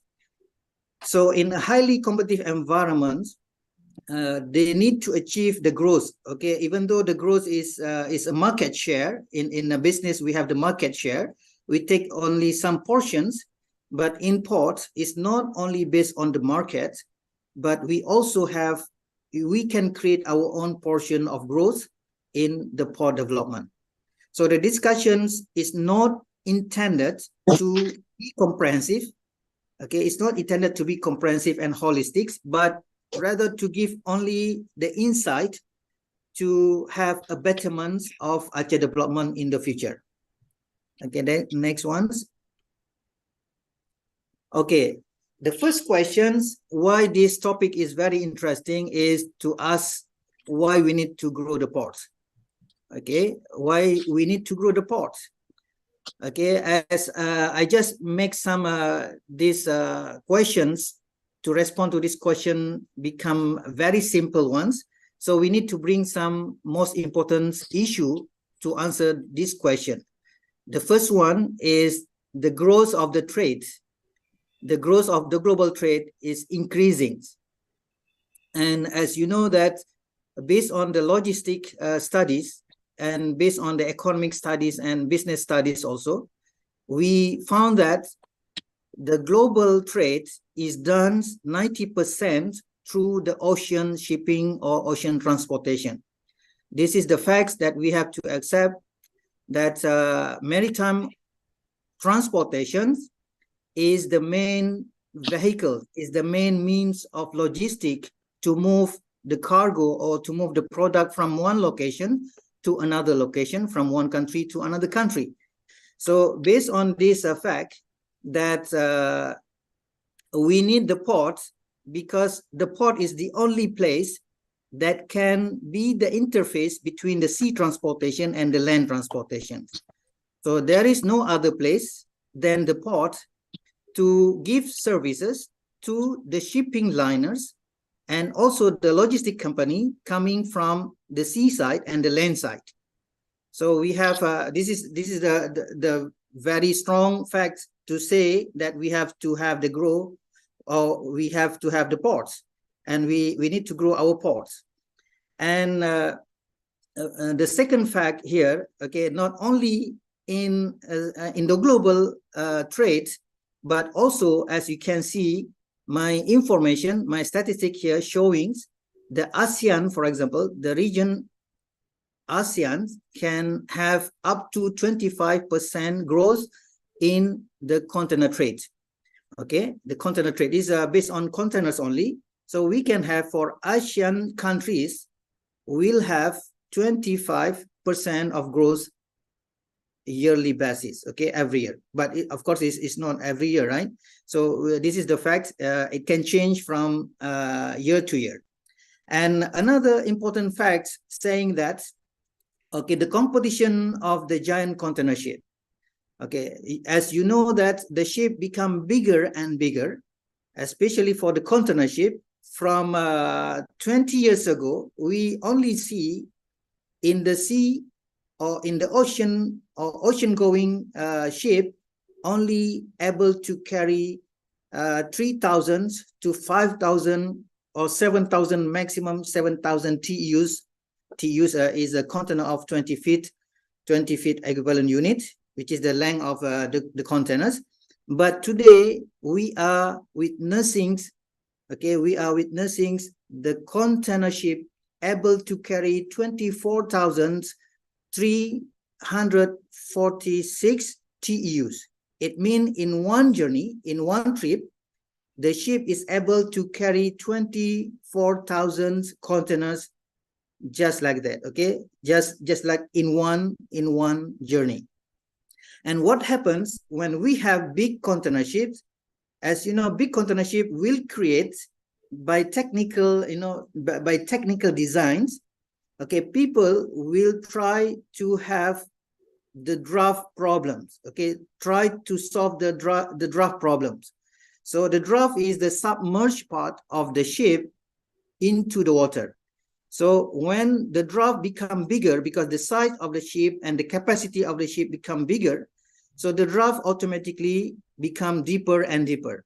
And the deeper of the draft require a deeper depth of the water.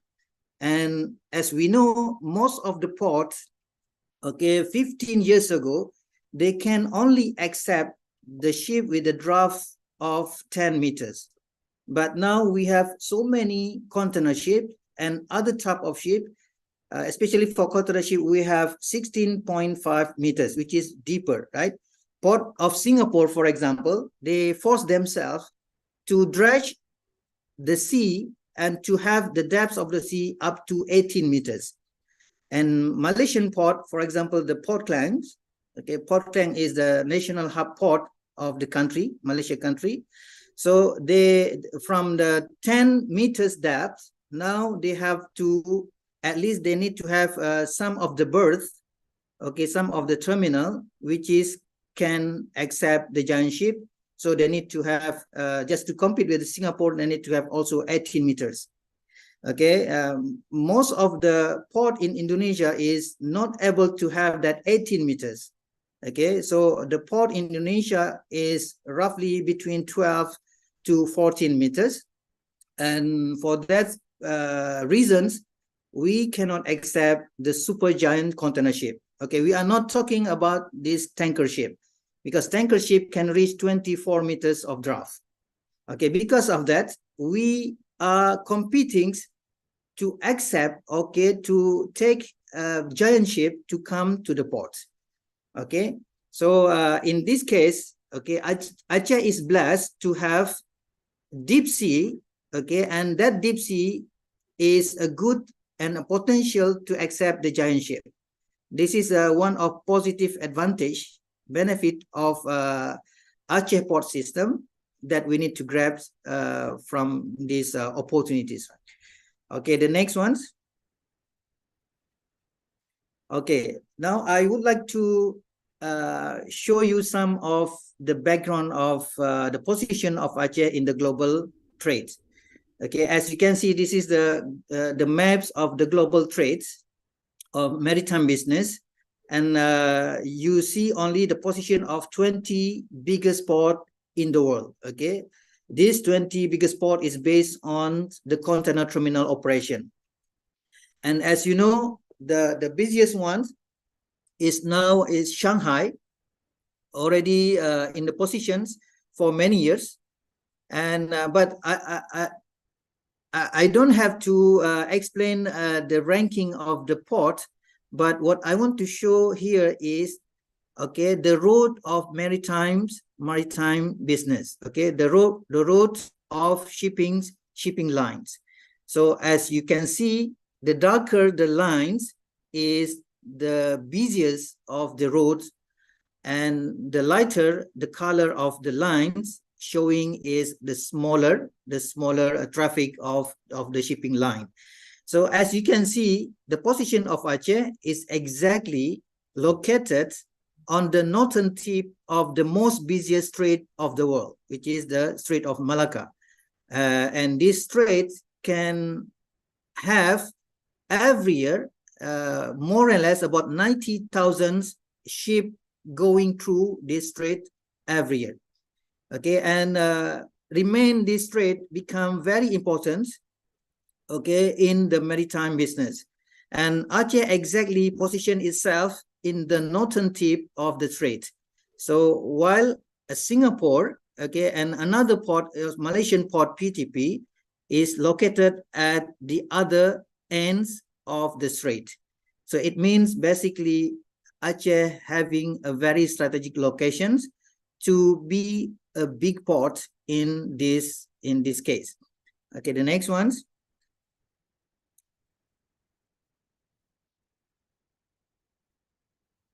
Okay, this is the same things, just to show you the future. Okay, this is can you see the projected in 2030?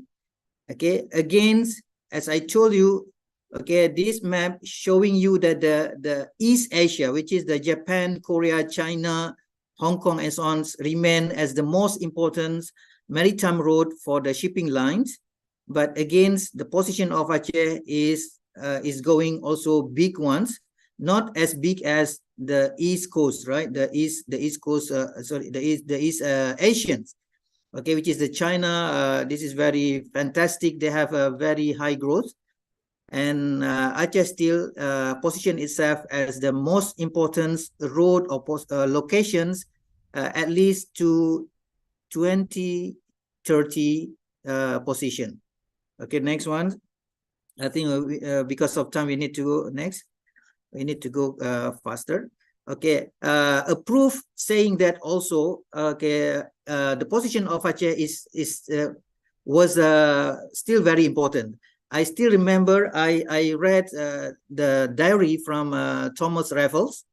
As you know, Thomas Raffles is one of the most famous persons of the British what do you call this colony in the Southeast Asian, right? So Thomas Raffles, in his diary, he did write that he preferred to be in Aceh. Okay, before he moved to Temasek Island, which is the Singapore now, because this is the order from the Queens. But he wrote in his diary that he showed that he has more interested to move to Aceh, okay, rather than to other place, because in his opinion, Aceh is still a very strategic location to be developed as the center of the port for the regions. But because this is the order from the governments, the Queens, so he has to follow from Bencoolen's. He moved to Temasek or to Singapore in today's name. So the next one, next slide, please. Okay, next ones. Okay, these maps, basically the previous map is to show you the potential of the openings of the Kra Canal, which is a very old proposals, is more than 200 years proposals, just to cut okay, the lands between Surat Thani and other province. Okay, exactly, I point you the location. Basically, there are 3 locations proposed, and based on the technical consideration and business and economic considerations, this one is the most what do you call this? The most doable to be the location for the Kra Canals. And as you know, the Kra Canal openings, based on some of the study, and I read one of the study showing that at least 30% of the throughput of Port of Singapore will be moved to other location. It means Singapore will lose some 30% of the throughput coming to Singapore, okay, because of the opening of the Kra Canal. But this Kra Canal, they have some political issue and social issue. So until now, there is no news, there is no chance that this canal will be open or will be materialized. And this is the political reasons. So we don't discuss this issue, right? Okay, the next ones.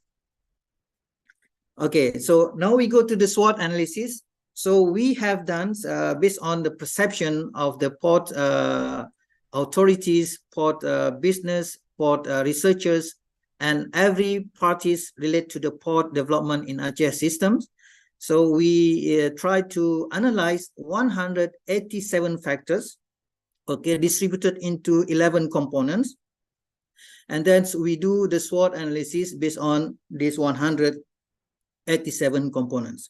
So the strength here is defined as the internal factors give the positive impacts to the port, and weaknesses is the negative factors from the internal ones to give negative impacts to the port. And external is positive when it is opportunity, considered as opportunity by the participants to give or to affect the port of Aceh.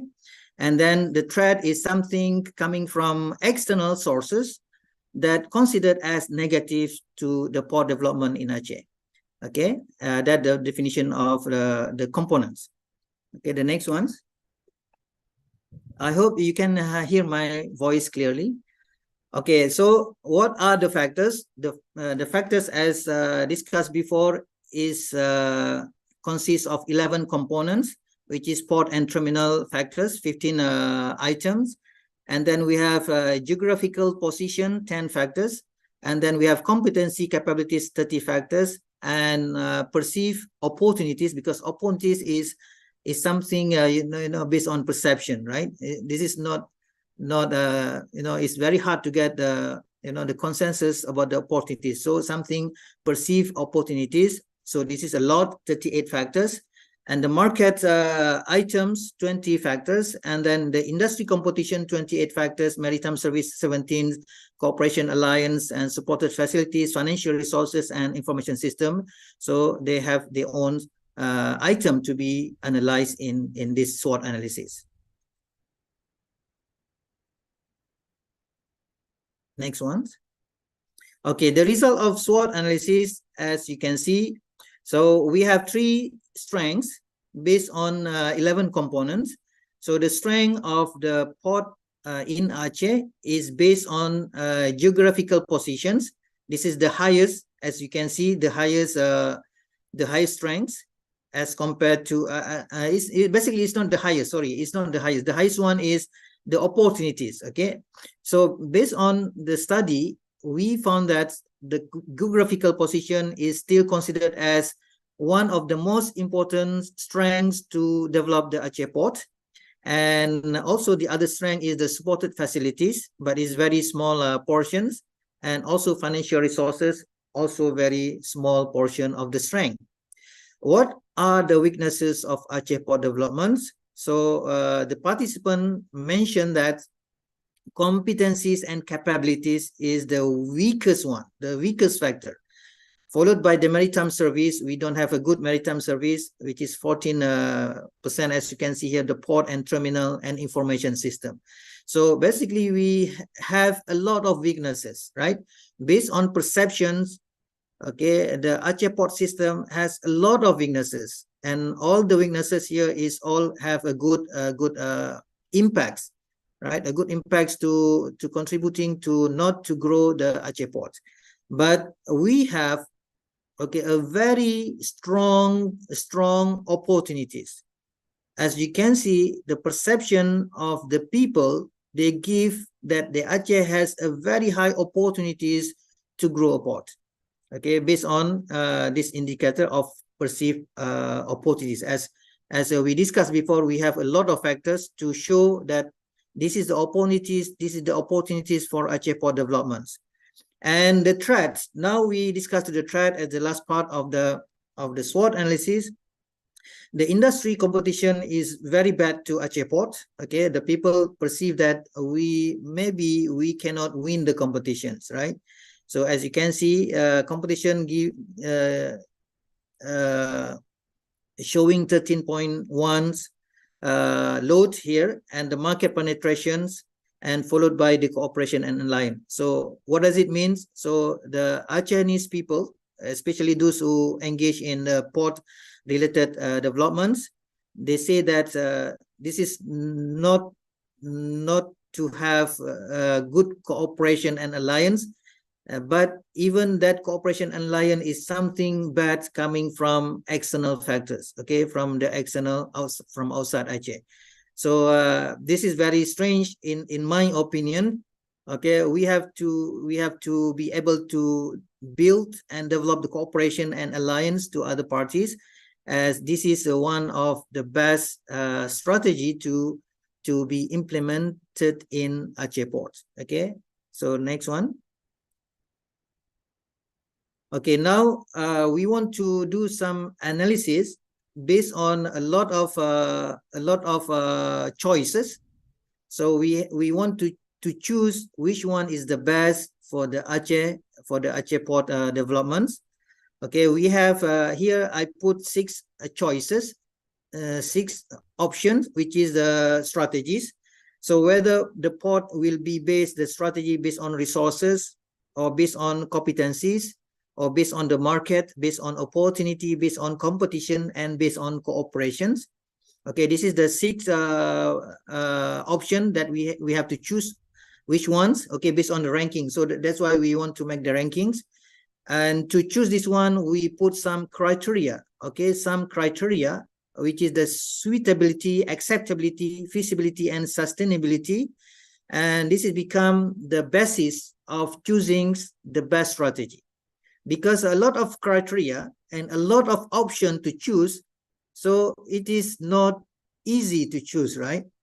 Okay, this is very hard to choose, and we are thankful to there are many of the options available to pick the method of analysis, and for these purposes, I purposely pick one of the method, which is the analytic hierarchy process, okay, to analyze which one is the best options, okay, based on the perceptions of the Aceh port people.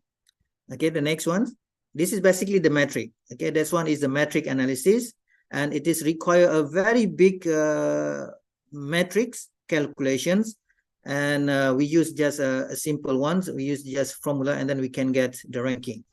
So for the ranking, okay, the participants or the audience of this study, they believe that sustainability is the most important criteria to assess the strategy. Okay, so sustainability is the most important criteria to be based, okay, as a basis of choosing the strategy for Aceh ports, and followed by suitability, and the least one is the acceptability. Okay, I don't want to comment here. This is just the criteria. This is based on the perceptions. And now we know that the people, they love to have sustainability. It means the port, when we run the port, and the port becomes the only source, and it will be sustained for many years, okay, for the benefit of Aceh. And this is should be taken as the most important criteria to assess the strategy. Okay, the next ones. Okay, the next one here is showing you, okay, based on each of the criteria, okay, we select and we analyze the importance of, or the hierarchy importance of every one strategy. So for example, based on suitability criterions, so we found that they believe that competency is the most important strategy when we choose the suitability as the criterion. Okay, and if you choose the acceptability, okay, resources is very important, because this is I don't put anything from my analysis to say something about this ranking. This ranking is purely based on the information data collected based on the people in Aceh. Okay, next ones. Dr. Subhan, can you speed up your presentation? Yes, this is the same one. Okay, I think I need only 1 or 1.5 minutes, and then I can complete, inshallah. Okay, this one is based on the feasibility. We have the same resources as the most important things, and based on sustainability, which is the most important criteria, okay, they choose the competency. Now, the next one will be the summary. Okay, this is the summary of all combined criteria, and then based on the combined importance of ranking of criteria, we choose which is the best or which is the highest importance of the strategy for Aceh Port. So it is showing here, as you can see, resources, okay, is perceived as the most important strategy for Aceh. This is based on the people perception. And the least one, as you can see, opportunities. Even though opportunities, we have a lot of opportunities, but people still, they perceive this one as the least important strategy to grow the Aceh port system. Okay, so the conclusion here is the last part of the slide, please.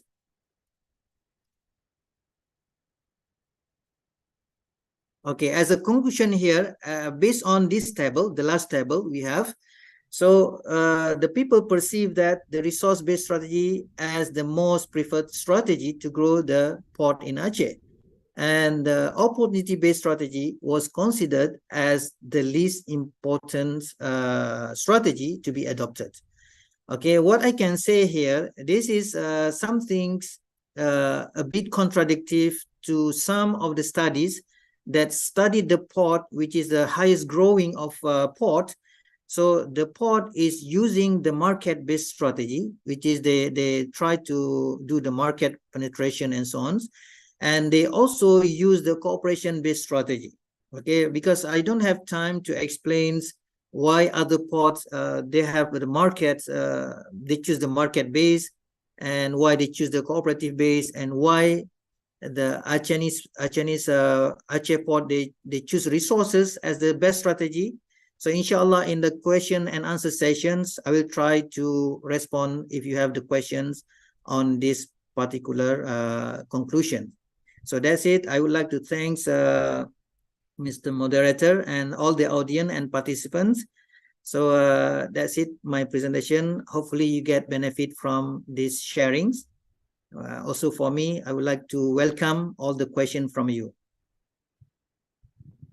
Okay, thank you very much, Dr. Subhan. Sorry for interrupting your very interesting presentation.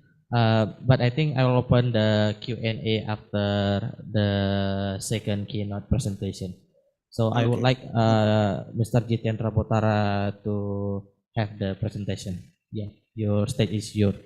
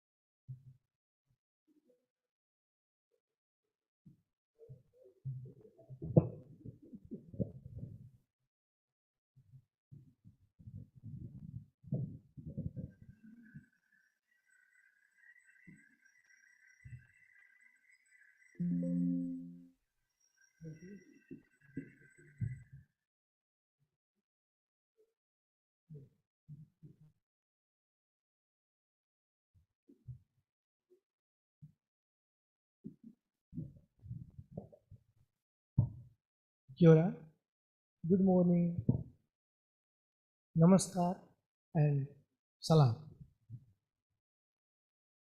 In my today's presentation, I'll be talking about how we can package traditional knowledge and modern knowledge of traditional building systems in this case and modern building systems for more sustainable disaster protection. I had an opportunity to work in various parts of Indonesia, in Palu, Padang, and in Aceh in the last 1.5 decades. And I have seen a lot of traditional buildings and new buildings. And this is a wonderful opportunity for me to come here and share my thought and trigger a discussion and learn from you. I actually prepared this presentation for something like 45 minutes. Then I had been advised it's a 20-minute presentation, so I deleted quite few slides, but it still is quite long. But I will try to make 15-20 minutes. Let's see how it goes. But before I start my presentation, let me share with you one of my stories. And I make sure this presentation is all based on my observation and empiricism. So there are no complex numbers, there are no complex charts to understand. It's a very plain story. So let me share with you one of my stories. It was 1988. East Nepal was hit by a magnitude 6.4 earthquake. Some 700 plus people were killed. Tens of thousands of buildings were damaged or destroyed. Most of them were vernacular buildings constructed of stone and mud. I was born in a mud house in East Nepal, and in that time I was 4th year student of engineering in Nepal. So I was very keen, I had a lot of keen interest to learn about the vernacular buildings because I was born in a mud house. But we were just learning concrete and steel design. So I asked my structural engineering teacher, when we will learn about mud and stone and brick and timber? And his simple answer was, oh, these buildings are primitive materials, these are unsafe. So we will be learning only the modern materials, concrete, steel and others, and learn about the modern buildings. After more than 3 decades of my professional work in disaster risk reduction and various parts of earthquake engineering, I am more confused today.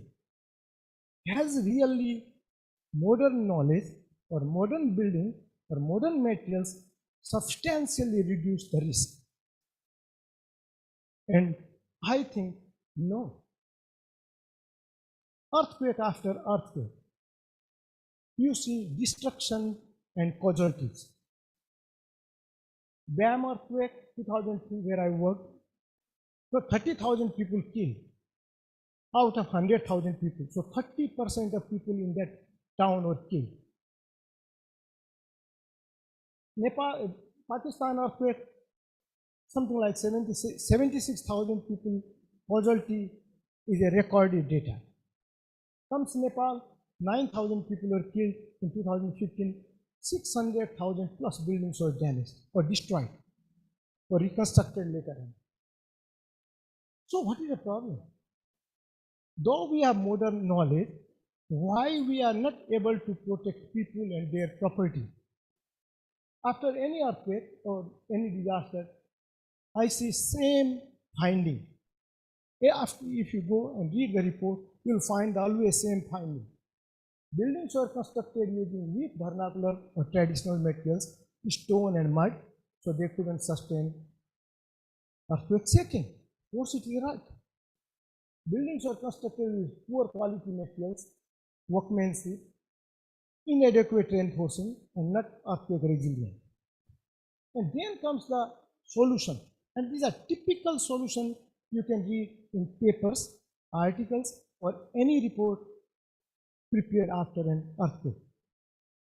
Replace traditional and vernacular buildings with modern buildings because the modern buildings are considered safe.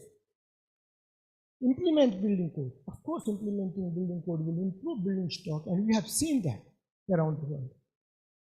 But modern building codes, the building codes do not address vernacular materials. They do not talk about stone and mud and bricks. They usually talk about concrete and steel and reinforcing bars. So basically, we are discarding all the traditional materials. And for example, in Nepal, more than 70% people live in traditional buildings. In India, more than 80% people live in traditional buildings. And that same I find in Indonesia, because I worked around in different parts of Indonesia. Whereas I have not found, I could be wrong, I have not found any course curricula in any university which touches about mud or stone in Indonesia. So see the paradox is there, and that paradox is stopping us to reduce the disaster. And we think building safety or house safety is engineering problem. Had this been engineering problem,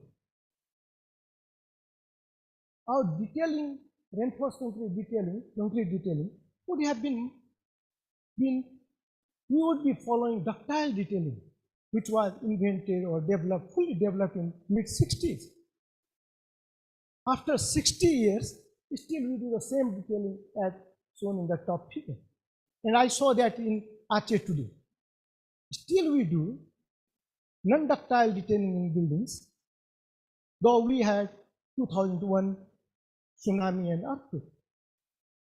So to me, building safety is not only an engineering problem.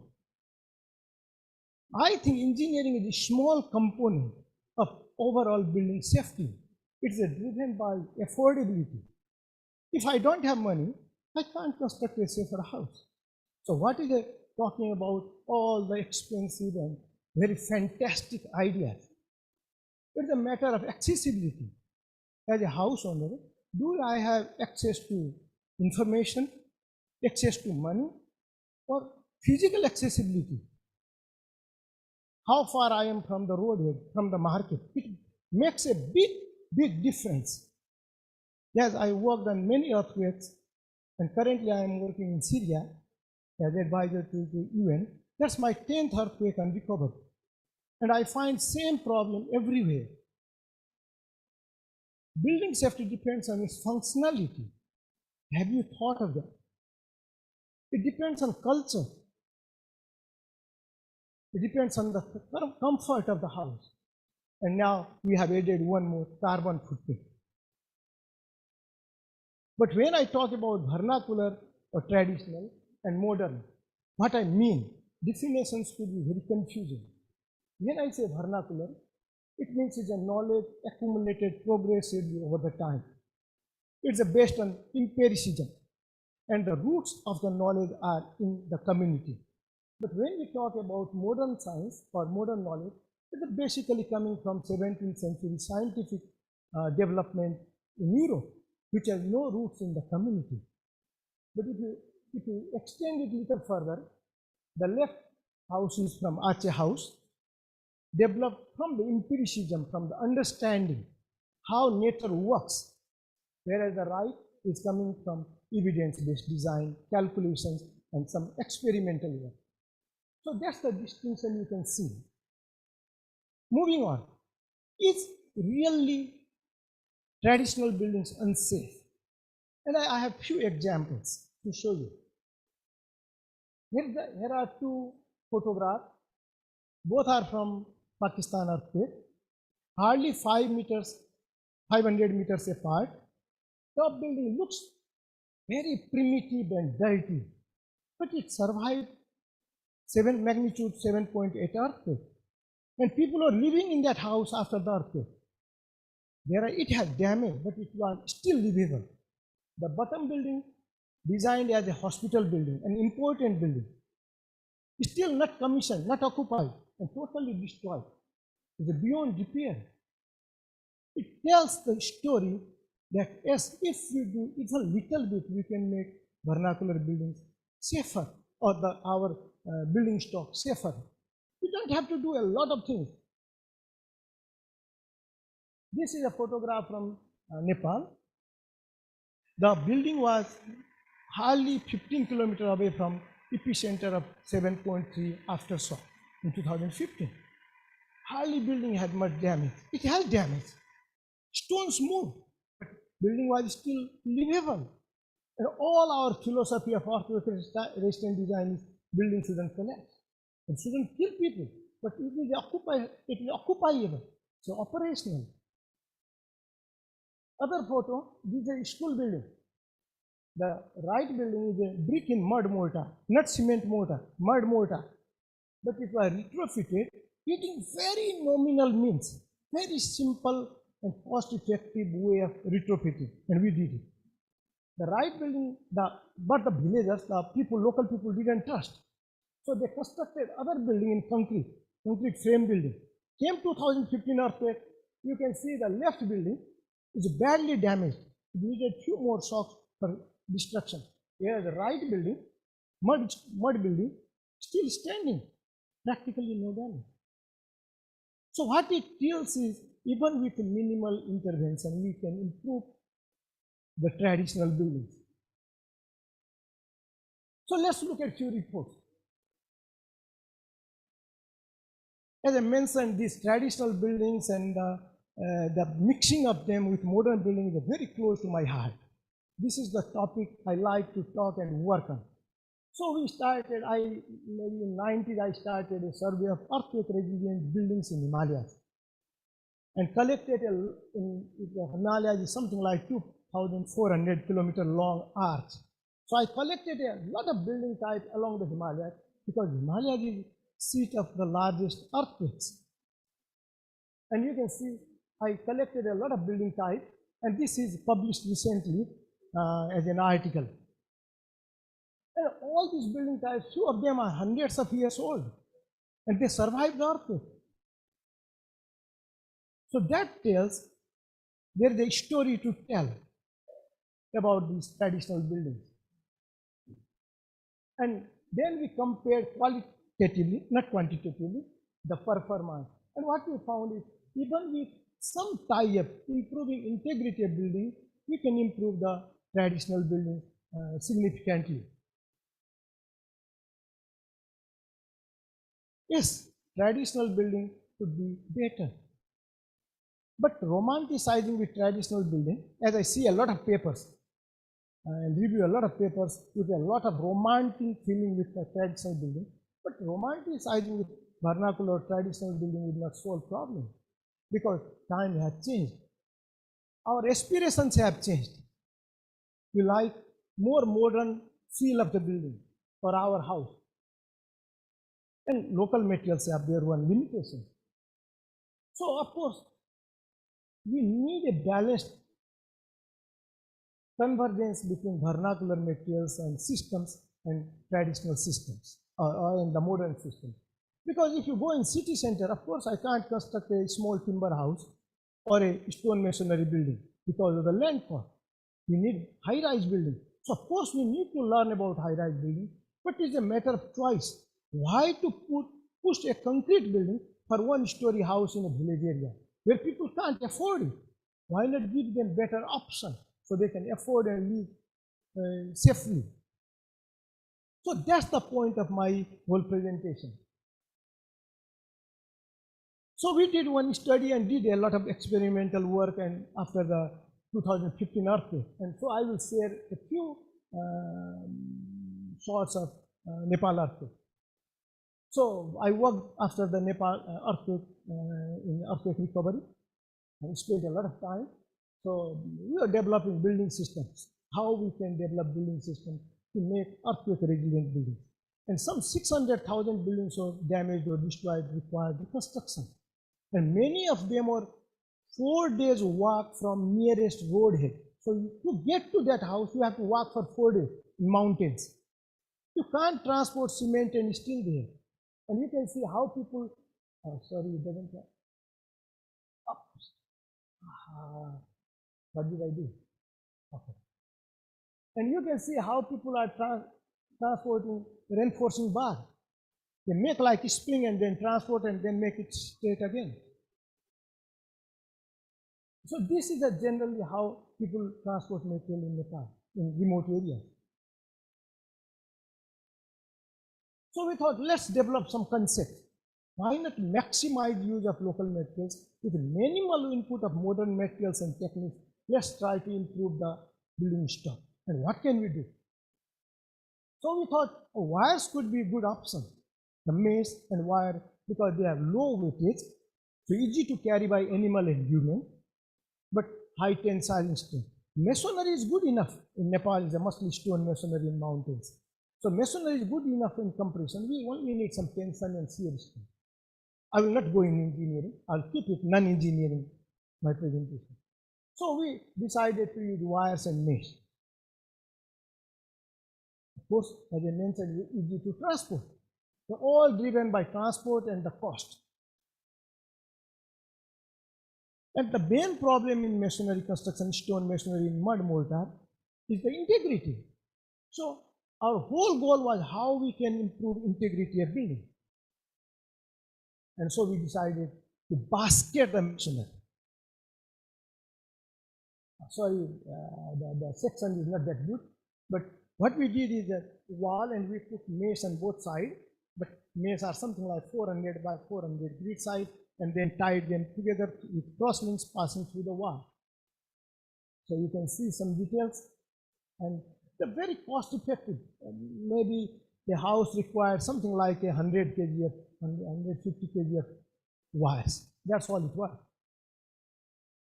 So you can see just by containing the masonry, the deformation capacity of masonry has increased by more than 3 times. And when we talk about earthquake resistant construction, we talk about strength and deformation capacity. If we can't achieve strength, then alternative is to go to deformation capacity and somehow make develop a system to release energy. And that's what we did. We contained the masonry and helped masonry to improve its deformation capacity. And that's how the masonry survived. We did a lot of what you call in-plane quasi-static test, and you can see how big the loops are and the way of releasing energy. But of course, we have to be little innovative. And if you look at the deformation capacity, almost increased by 2 times, whereas the energy release is more than 5 times. So of course, there are a lot of cracks. And if you look at the crack pattern, the left is unreinforced, the right is reinforced, but reinforced means is only contained, basketed. So you can see 2 major cracks in the left one, and the masonry is finished. Whereas in the right one, all the cracks are dispersed all over the pier, which is really a good performance. And then we did some shake table test. But we had access to only a harmonic shake table, so you can see. So we shook it for 20 seconds continuously at its resonance frequency.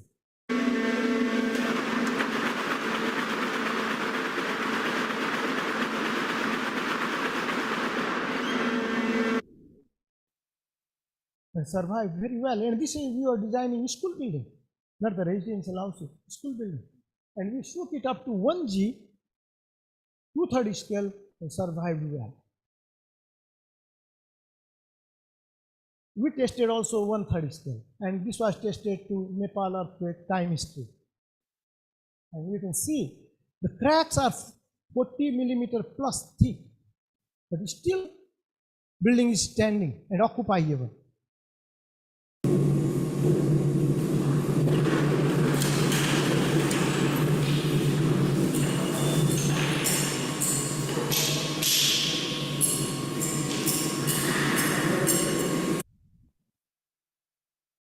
And very cost effective. We just put few wires here and there just to contain masonry and put few bands. So that was for school building. But in Nepal, most of the people construct 2-story houses, not 1-story. So we developed some system for 2-story houses. Again, same concept, but we changed some idea to make it more affordable and easy to carry the material. And same concept as I mentioned, but this time we didn't have setting table. Setting table is very expensive, very expensive. So we did shock table. Shock table is a table which works under impact. And so it is two-story building, practically same concept, and you see the effect, how it works. It's a very simple testing tool, and it works. And we improve the building by testing more and more, because test doesn't cost much in this case. We thought, why not try to develop something for existing stone masonry buildings, because stone masonry buildings in mud mortar are one of the most vulnerable building stock in Nepal. And it is not only in Nepal. Anywhere you go in the world, wherever I have worked, I have found same thing. Most people die in stone masonry buildings if stone masonry is there. So we thought, why not think some idea to develop stone masonry buildings? So there are two buildings. Again, shock table test, because shaking table is very expensive. So we constructed a shock table in Nepal. It's something like 20-ton capacity shock table. So two buildings, half scale. The right one is unreinforced. We constructed two, then decided to retrofit one. Very nominal things we did. We put some belts, band-aid, and then wire containment, and then tested. And you can see the effect.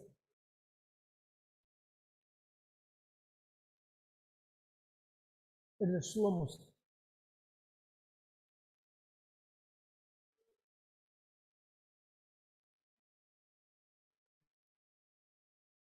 So you can see the unreinforced one suffered severe damage, whereas the other one is still standing, practically no damage. Then we did more testing. And this is simple testing.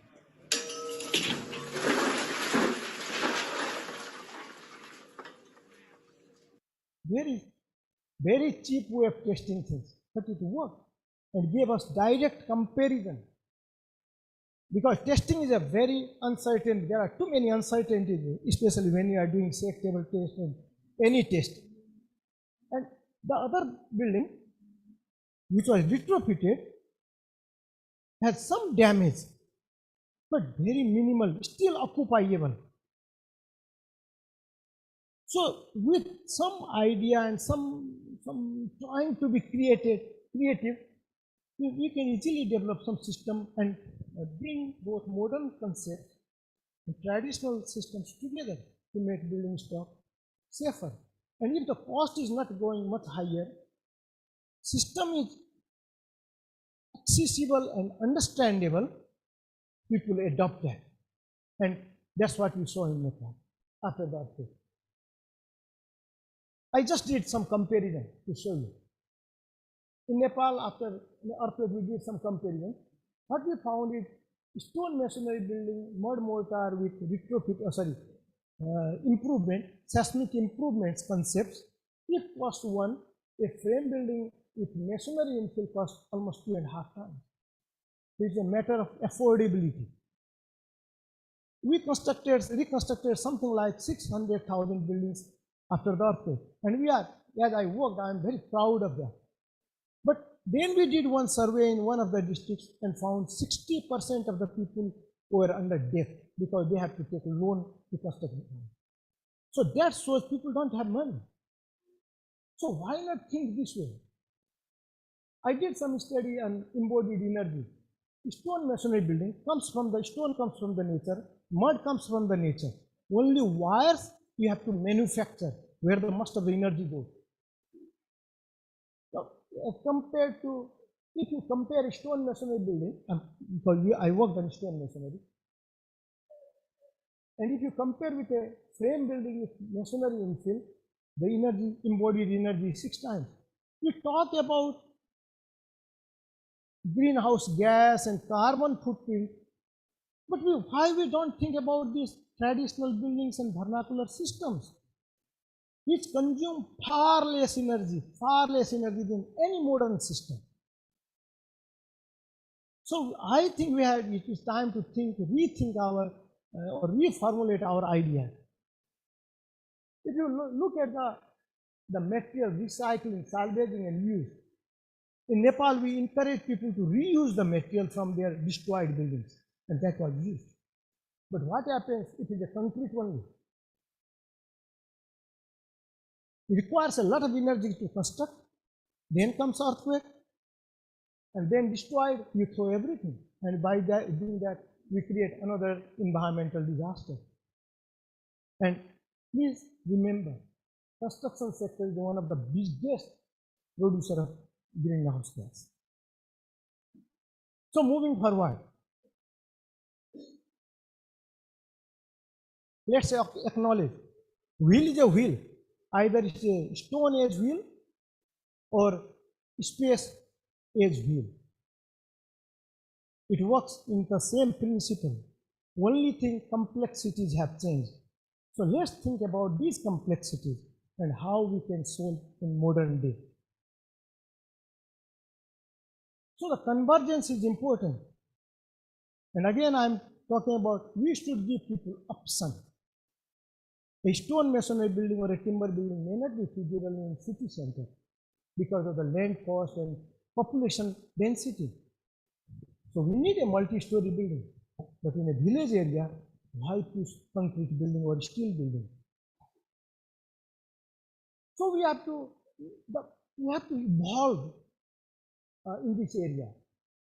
But we need to remember one side doesn't fit. Because what solution we think for rural area would not fit in urban area. They are different contexts. So the convergence point cannot be unique because it's a context based. So the take home message is we can provide sustainable disaster protection. I'm not talking about only earthquake. I'm working on flood currently in Pakistan. Flood recovery, either flood or hurricane or wind or earthquake. If we put the knowledge together, I think we can do much better. So goal should be to find a balance between different systems. This can provide safety for all, not for few. The building code hardly addresses 10% of the population in most of the developing countries. So 90% are never looked after. So it addresses the social justice because the house is a social issue. Equity and fairness, and most importantly, it should be inclusive and sustainable. And again, I emphasize, however, the convergence point cannot be unique. It changes as the context changes. Thank you. Terima kasih.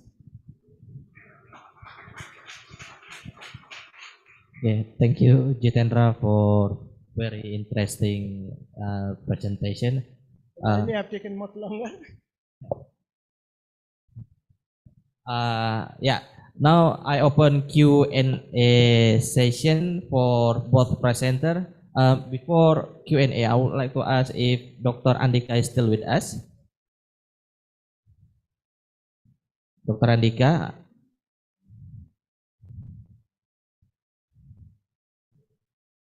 Okay.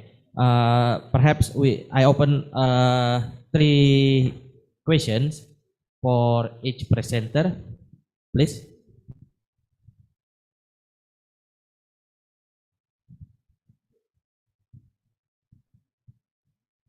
Ya, Prof. Munirwan.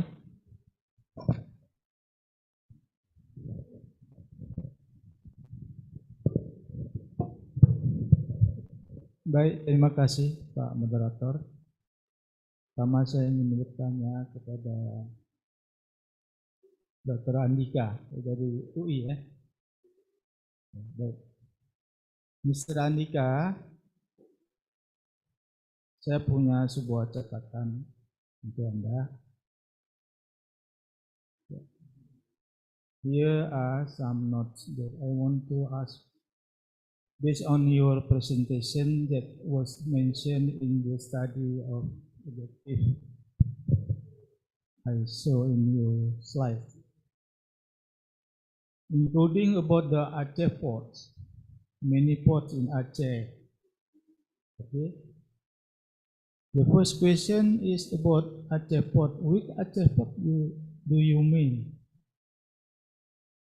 The second question is what are the obstacles or academics analysis problem with the Sabang Freeport.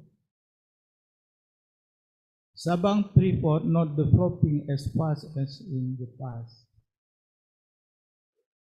If possible, the instructor, halo, translate sebelum slide Pak Andika. Sebelum SWOT analysis. Sorry for interrupting. I think that question for Dr. Subhan regarding port. Yeah, tentang port. Yeah. Show Dr. Subhan presentation. Ya, Mr. Subhan, sebelum SWOT analysis slide tadi, ada sebuah gambar yang menarik. Mungkin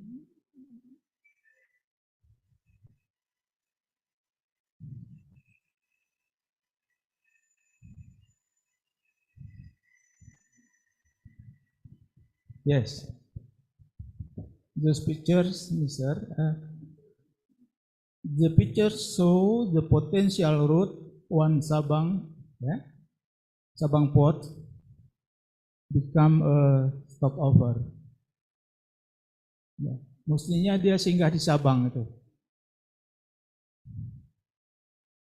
But immediately leave from Singapore. Tapi dia langsung menuju Singapura. Nah, ini mungkin bisa diberi penjelasan kapan dia bisa singgah kembali di Aceh supaya Aceh bisa makmur. Makasih. Okay, thank you, Professor Munirwansyah. Let me rephrase the question.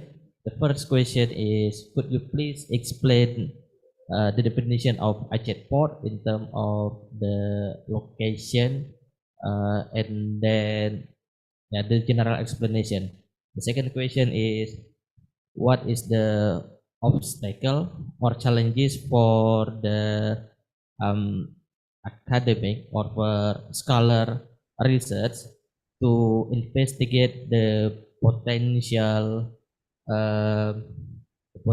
area for Sabang? I think, could you please to answer the question, Dr. Subhan? Thank you, Mr. Chairpersons, and thanks for the questions. First question is regarding which port I mean as the Aceh port.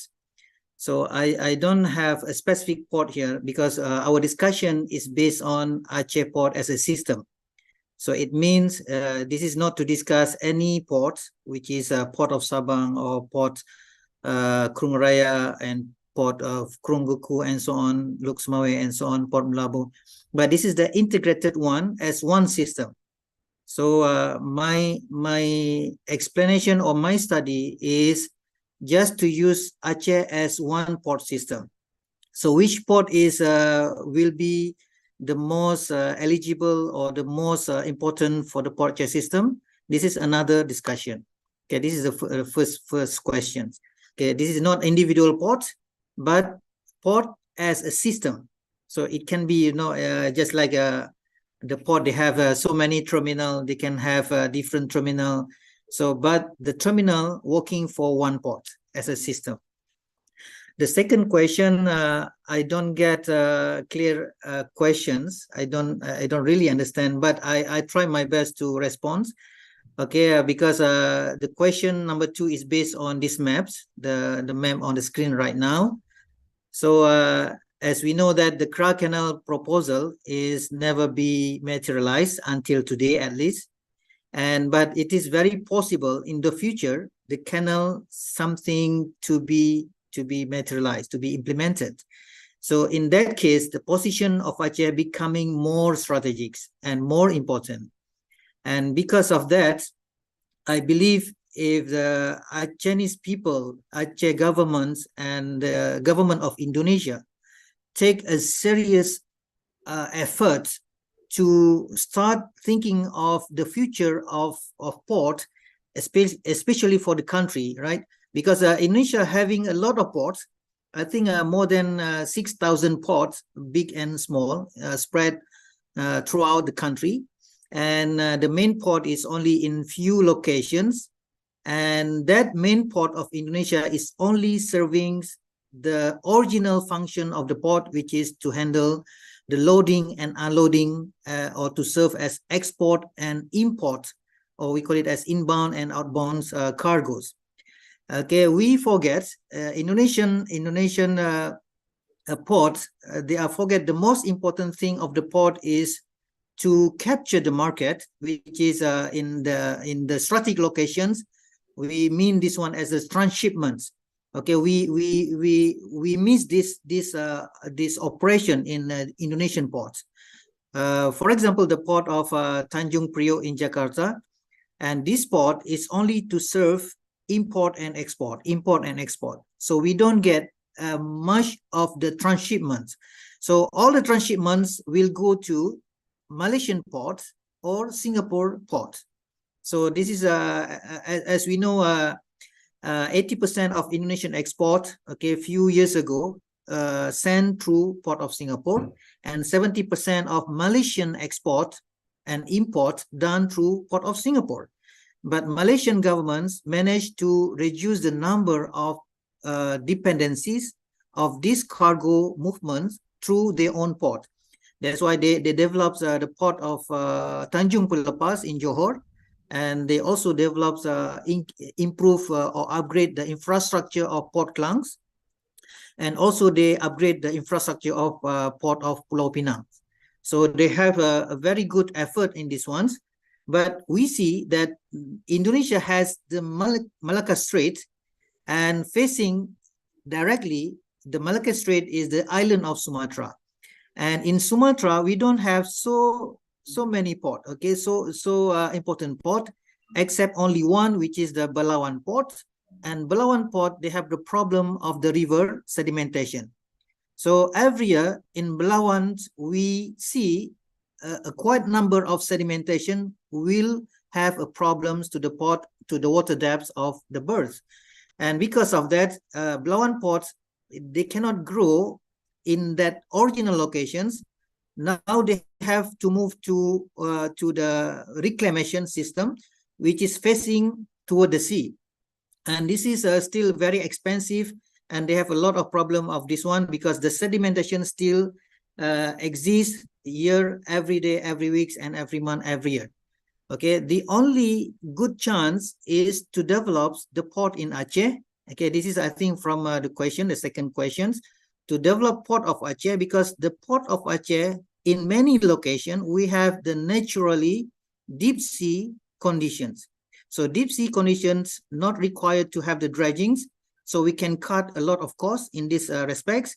The only things the government of Indonesia need to do is to have the access to the port, okay, through the road transportation, good road transportations, and even the best of the land connections to the port is through the railway. But unfortunately, we don't have the connection to the railway. So the best explanation here, I can share just 1 minute maybe. Okay, the position of Hamburg port in Germany. Hamburg port in Germany, located 100 kilometers from the sea. 100 kilometers from the sea, and they make the canal. Okay, they make the canal to give the access from the sea to the Hamburg port in Germany.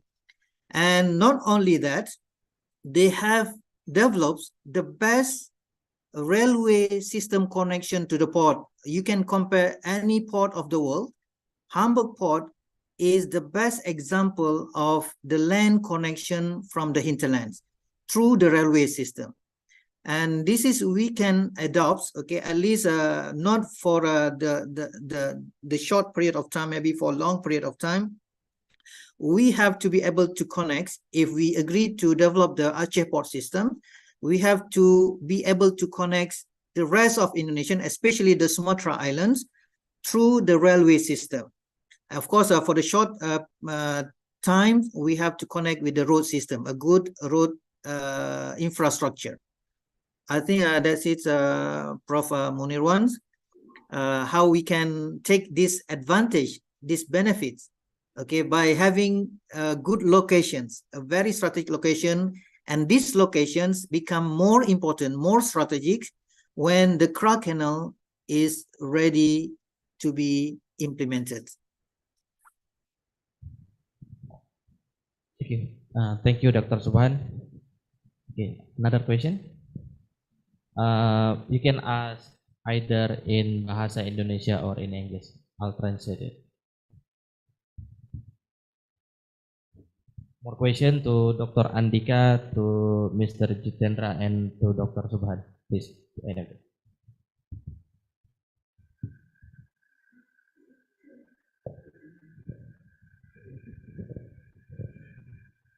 Yeah, thank you for the moderator, Dr. Jalul and also Dr. Ella. Dr. Andika still on the online? Dr. Andika, are you with us? Yeah, I think he is. Wow, truly the transportation expertise actually. Through the on the driving. Dr. Andika, safe driving. Yeah, we don't hear the voice, Dr. Andika. Maybe because the mute that one. Please unmute the yeah.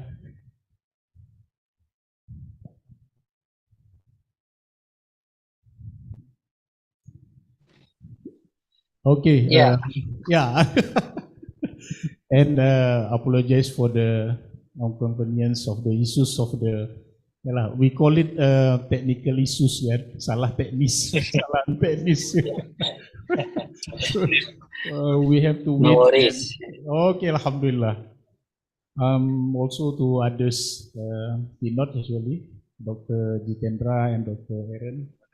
And actually my question goes to Dr. Andika, and my actually is our head of the Transportation Forum of Indonesians.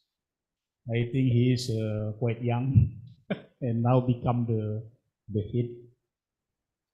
That one just for because of the transportation regarding the special, maybe the special of the design of this Dr. Andika as compared to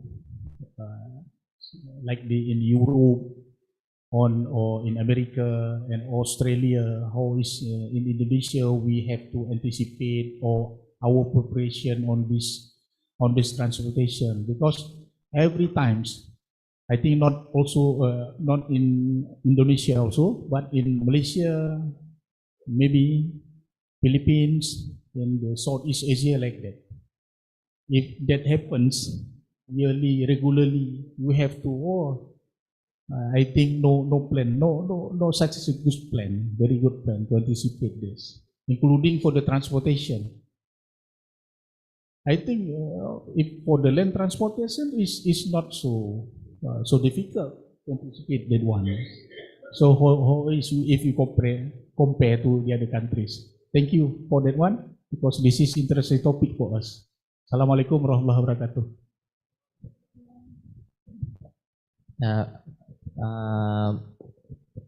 Let me rephrase the question. So about the what is the challenge of transportation resilience, compare the comparison between different countries based on your experience. Yeah, could you please to share that with us, Dr. Andika?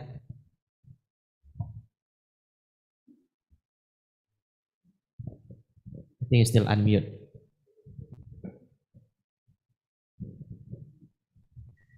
Okay. Thank you, Pak Yusria, for your questions, and moderator as well. So yeah, I think the risk disaster, it's put a lot of impacts on the design. So I mean, maybe we have heard about cost of run. So as I mentioned, there is a need to put some analysis on the AERR, or the economic investment rate of return of each infrastructure, which include the risk disasters analysis. let's say if we put some light rail, we invest on a light rail transit, and then from that the location is in the prone area of earthquake. So we calculate if we put some technology or the design which is cooperate the earthquake or resilience to with the earthquake. We have to calculate the investment should be compared to how many life will be saved if the earthquake happens, and then so save the value of statistical life of each people in that area should be calculated, and then from that we can come up. So if invest, let's say 1 million dollar, it will save many peoples, and then the country or the province will become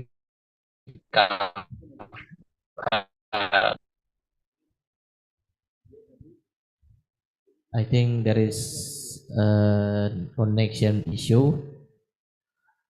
Okay, I think we should proceed to the next question. I think Dr. Andika, on that kind of calculate. Yeah.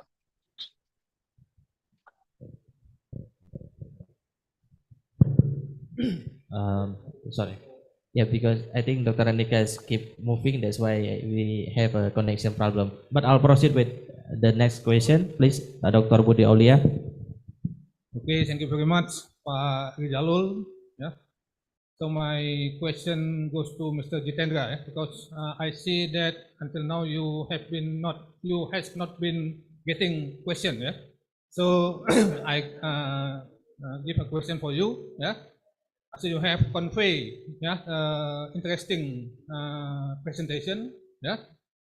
So your presentation is pertaining to about the masonry, masonry for aiming the resistant and not resistant, resistant and not resistant for building, and also for RC, reinforced concrete building, and you have also convey the result of your investigation about this matter. Yeah. So I have seen also in the flash, in your slide, there was also timber. Yeah, timber. So my question goes about pertaining to timber. Yeah. Maybe you have also many experiences about this timber structure, if we apply, for the construction, for building especially, because I know that the timber is also many applied, in New Zealand especially, and also in Australia. Yeah, I know there is also one method, for timber as we apply for the structure, that we call CLT. Cross laminated timber. You know, CLT, cross laminated timber. Maybe you have also experience about this. You have investigated this. If you have experience about this, let you explain for us. This is my question about the timber, especially for the CLT, cross laminated timber, because it's very good for the earthquake resistance, and also for the earthquake-prone resistance for the building. Okay, thank you very much. Okay, thank you, Dr. Budi Aulia. Could you please to answer? Thank you for the question. I really appreciate it. Basically, when I was talking about the stone or brick, I was talking about the stone or brick or mud.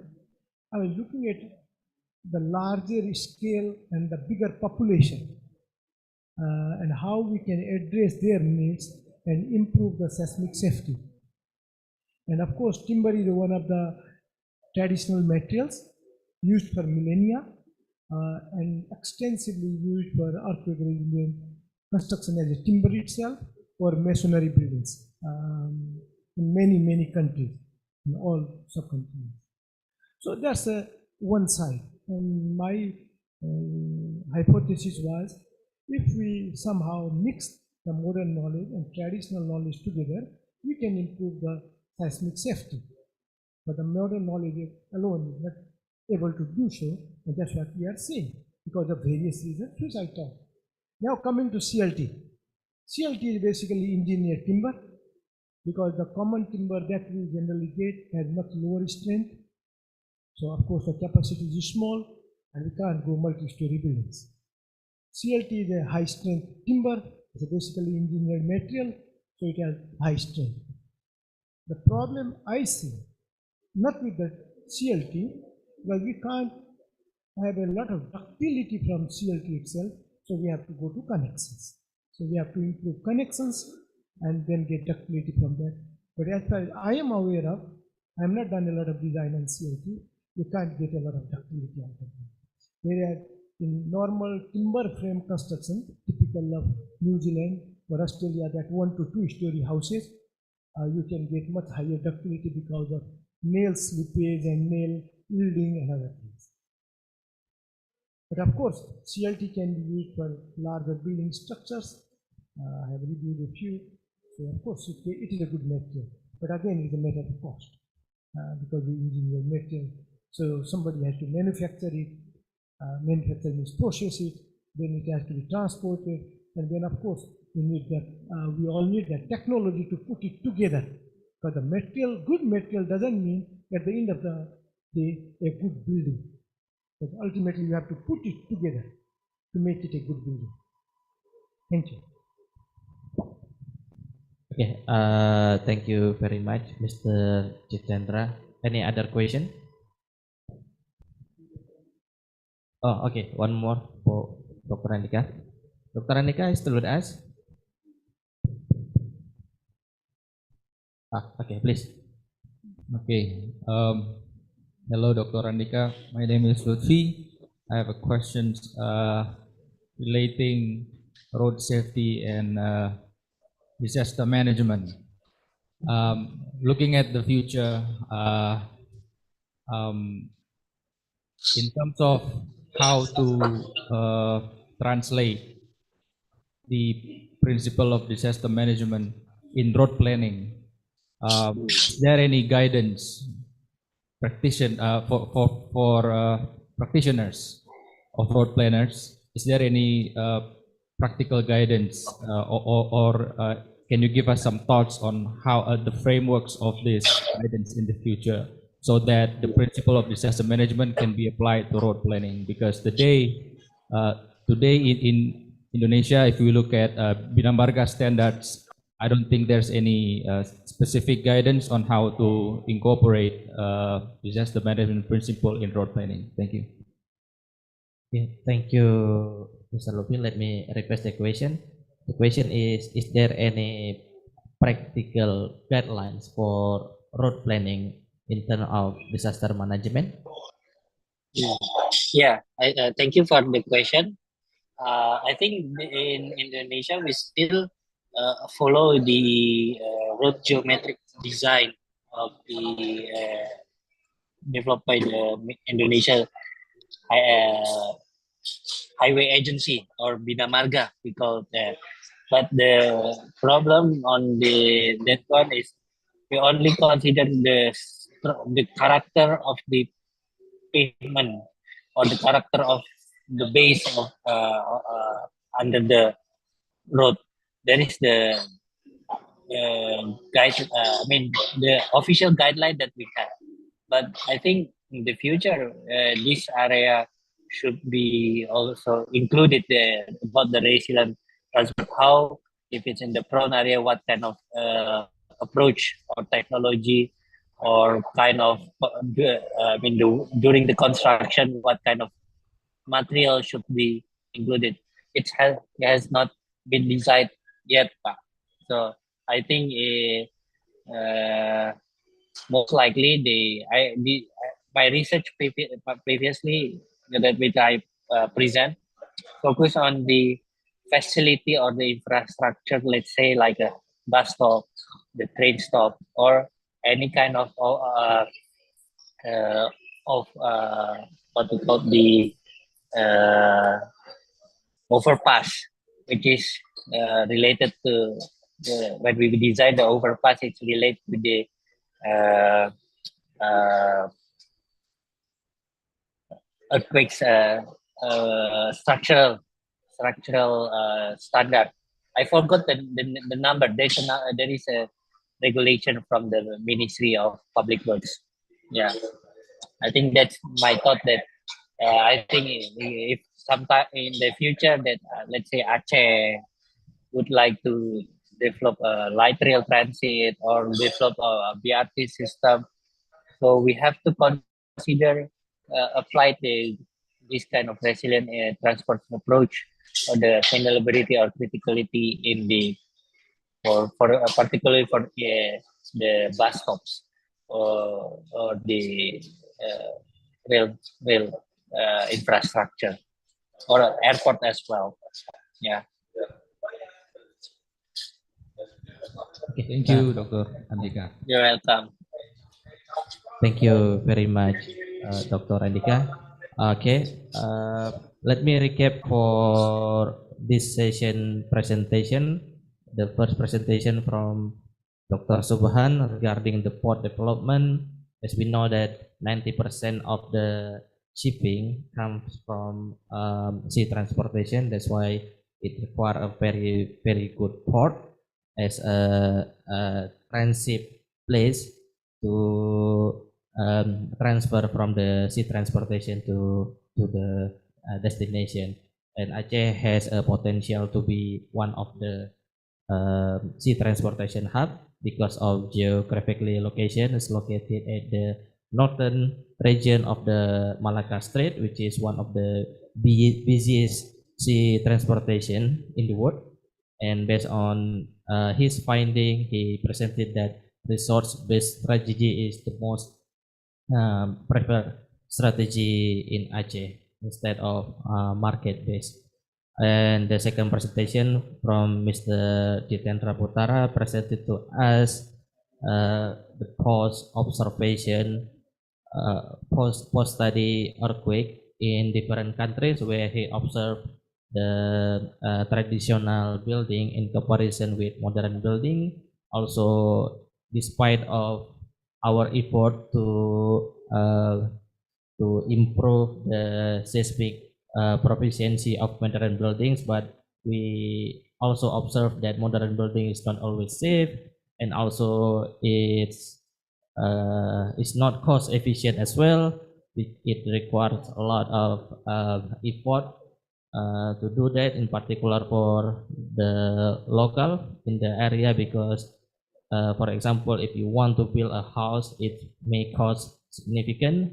So Mr. Jitendra proposed and he investigated the local material to improve the existing building, like using wire mesh to the mud material that improve strength, and also in particular for earthquake resistant building, we always concerned about deformation, and also the increased deformation is greater than 2, right?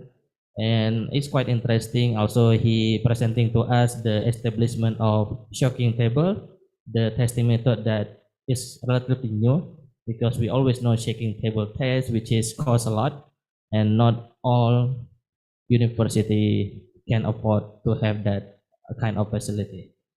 I think that's it for the second session. And as a token of appreciation, we let Mr. Jitendra Putara to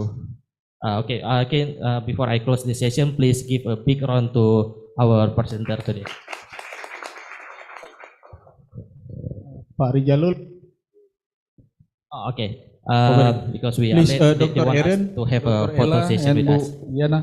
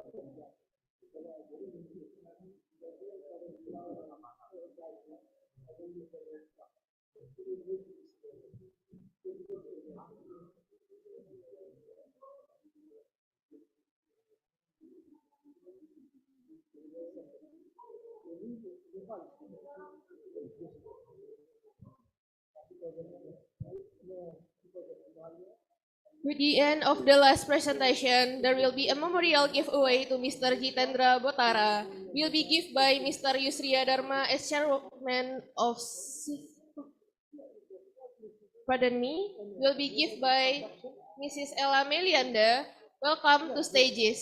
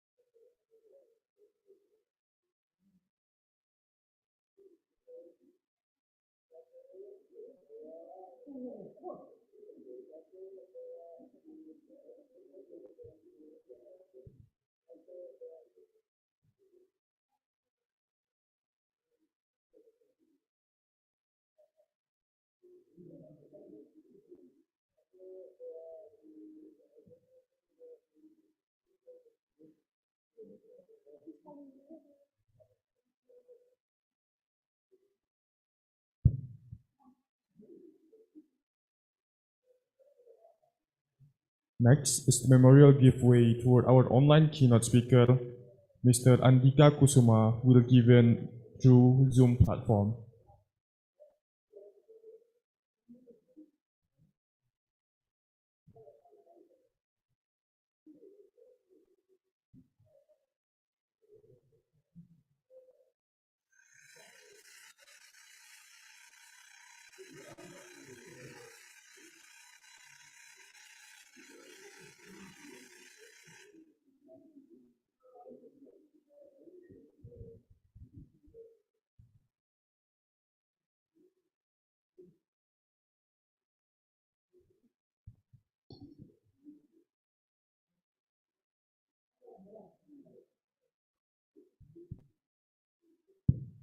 Next, memorial giveaway to our online keynote speaker, Muhammad Subhani Ishak, will be given by Zoom platform.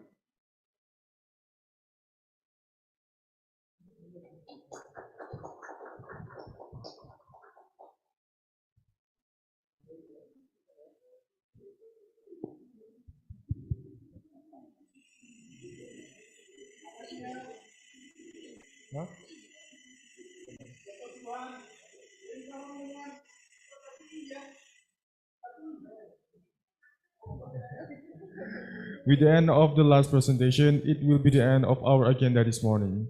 We'll continue the agenda after the lunch break, and we would like to remind that the session will be divided into two places. The first one is here in Balik Rukon, and the second one is in Balik Gading. It goes the same to those who are in online session. It will be divided into two breakout rooms. So we are going to be back in 1:30.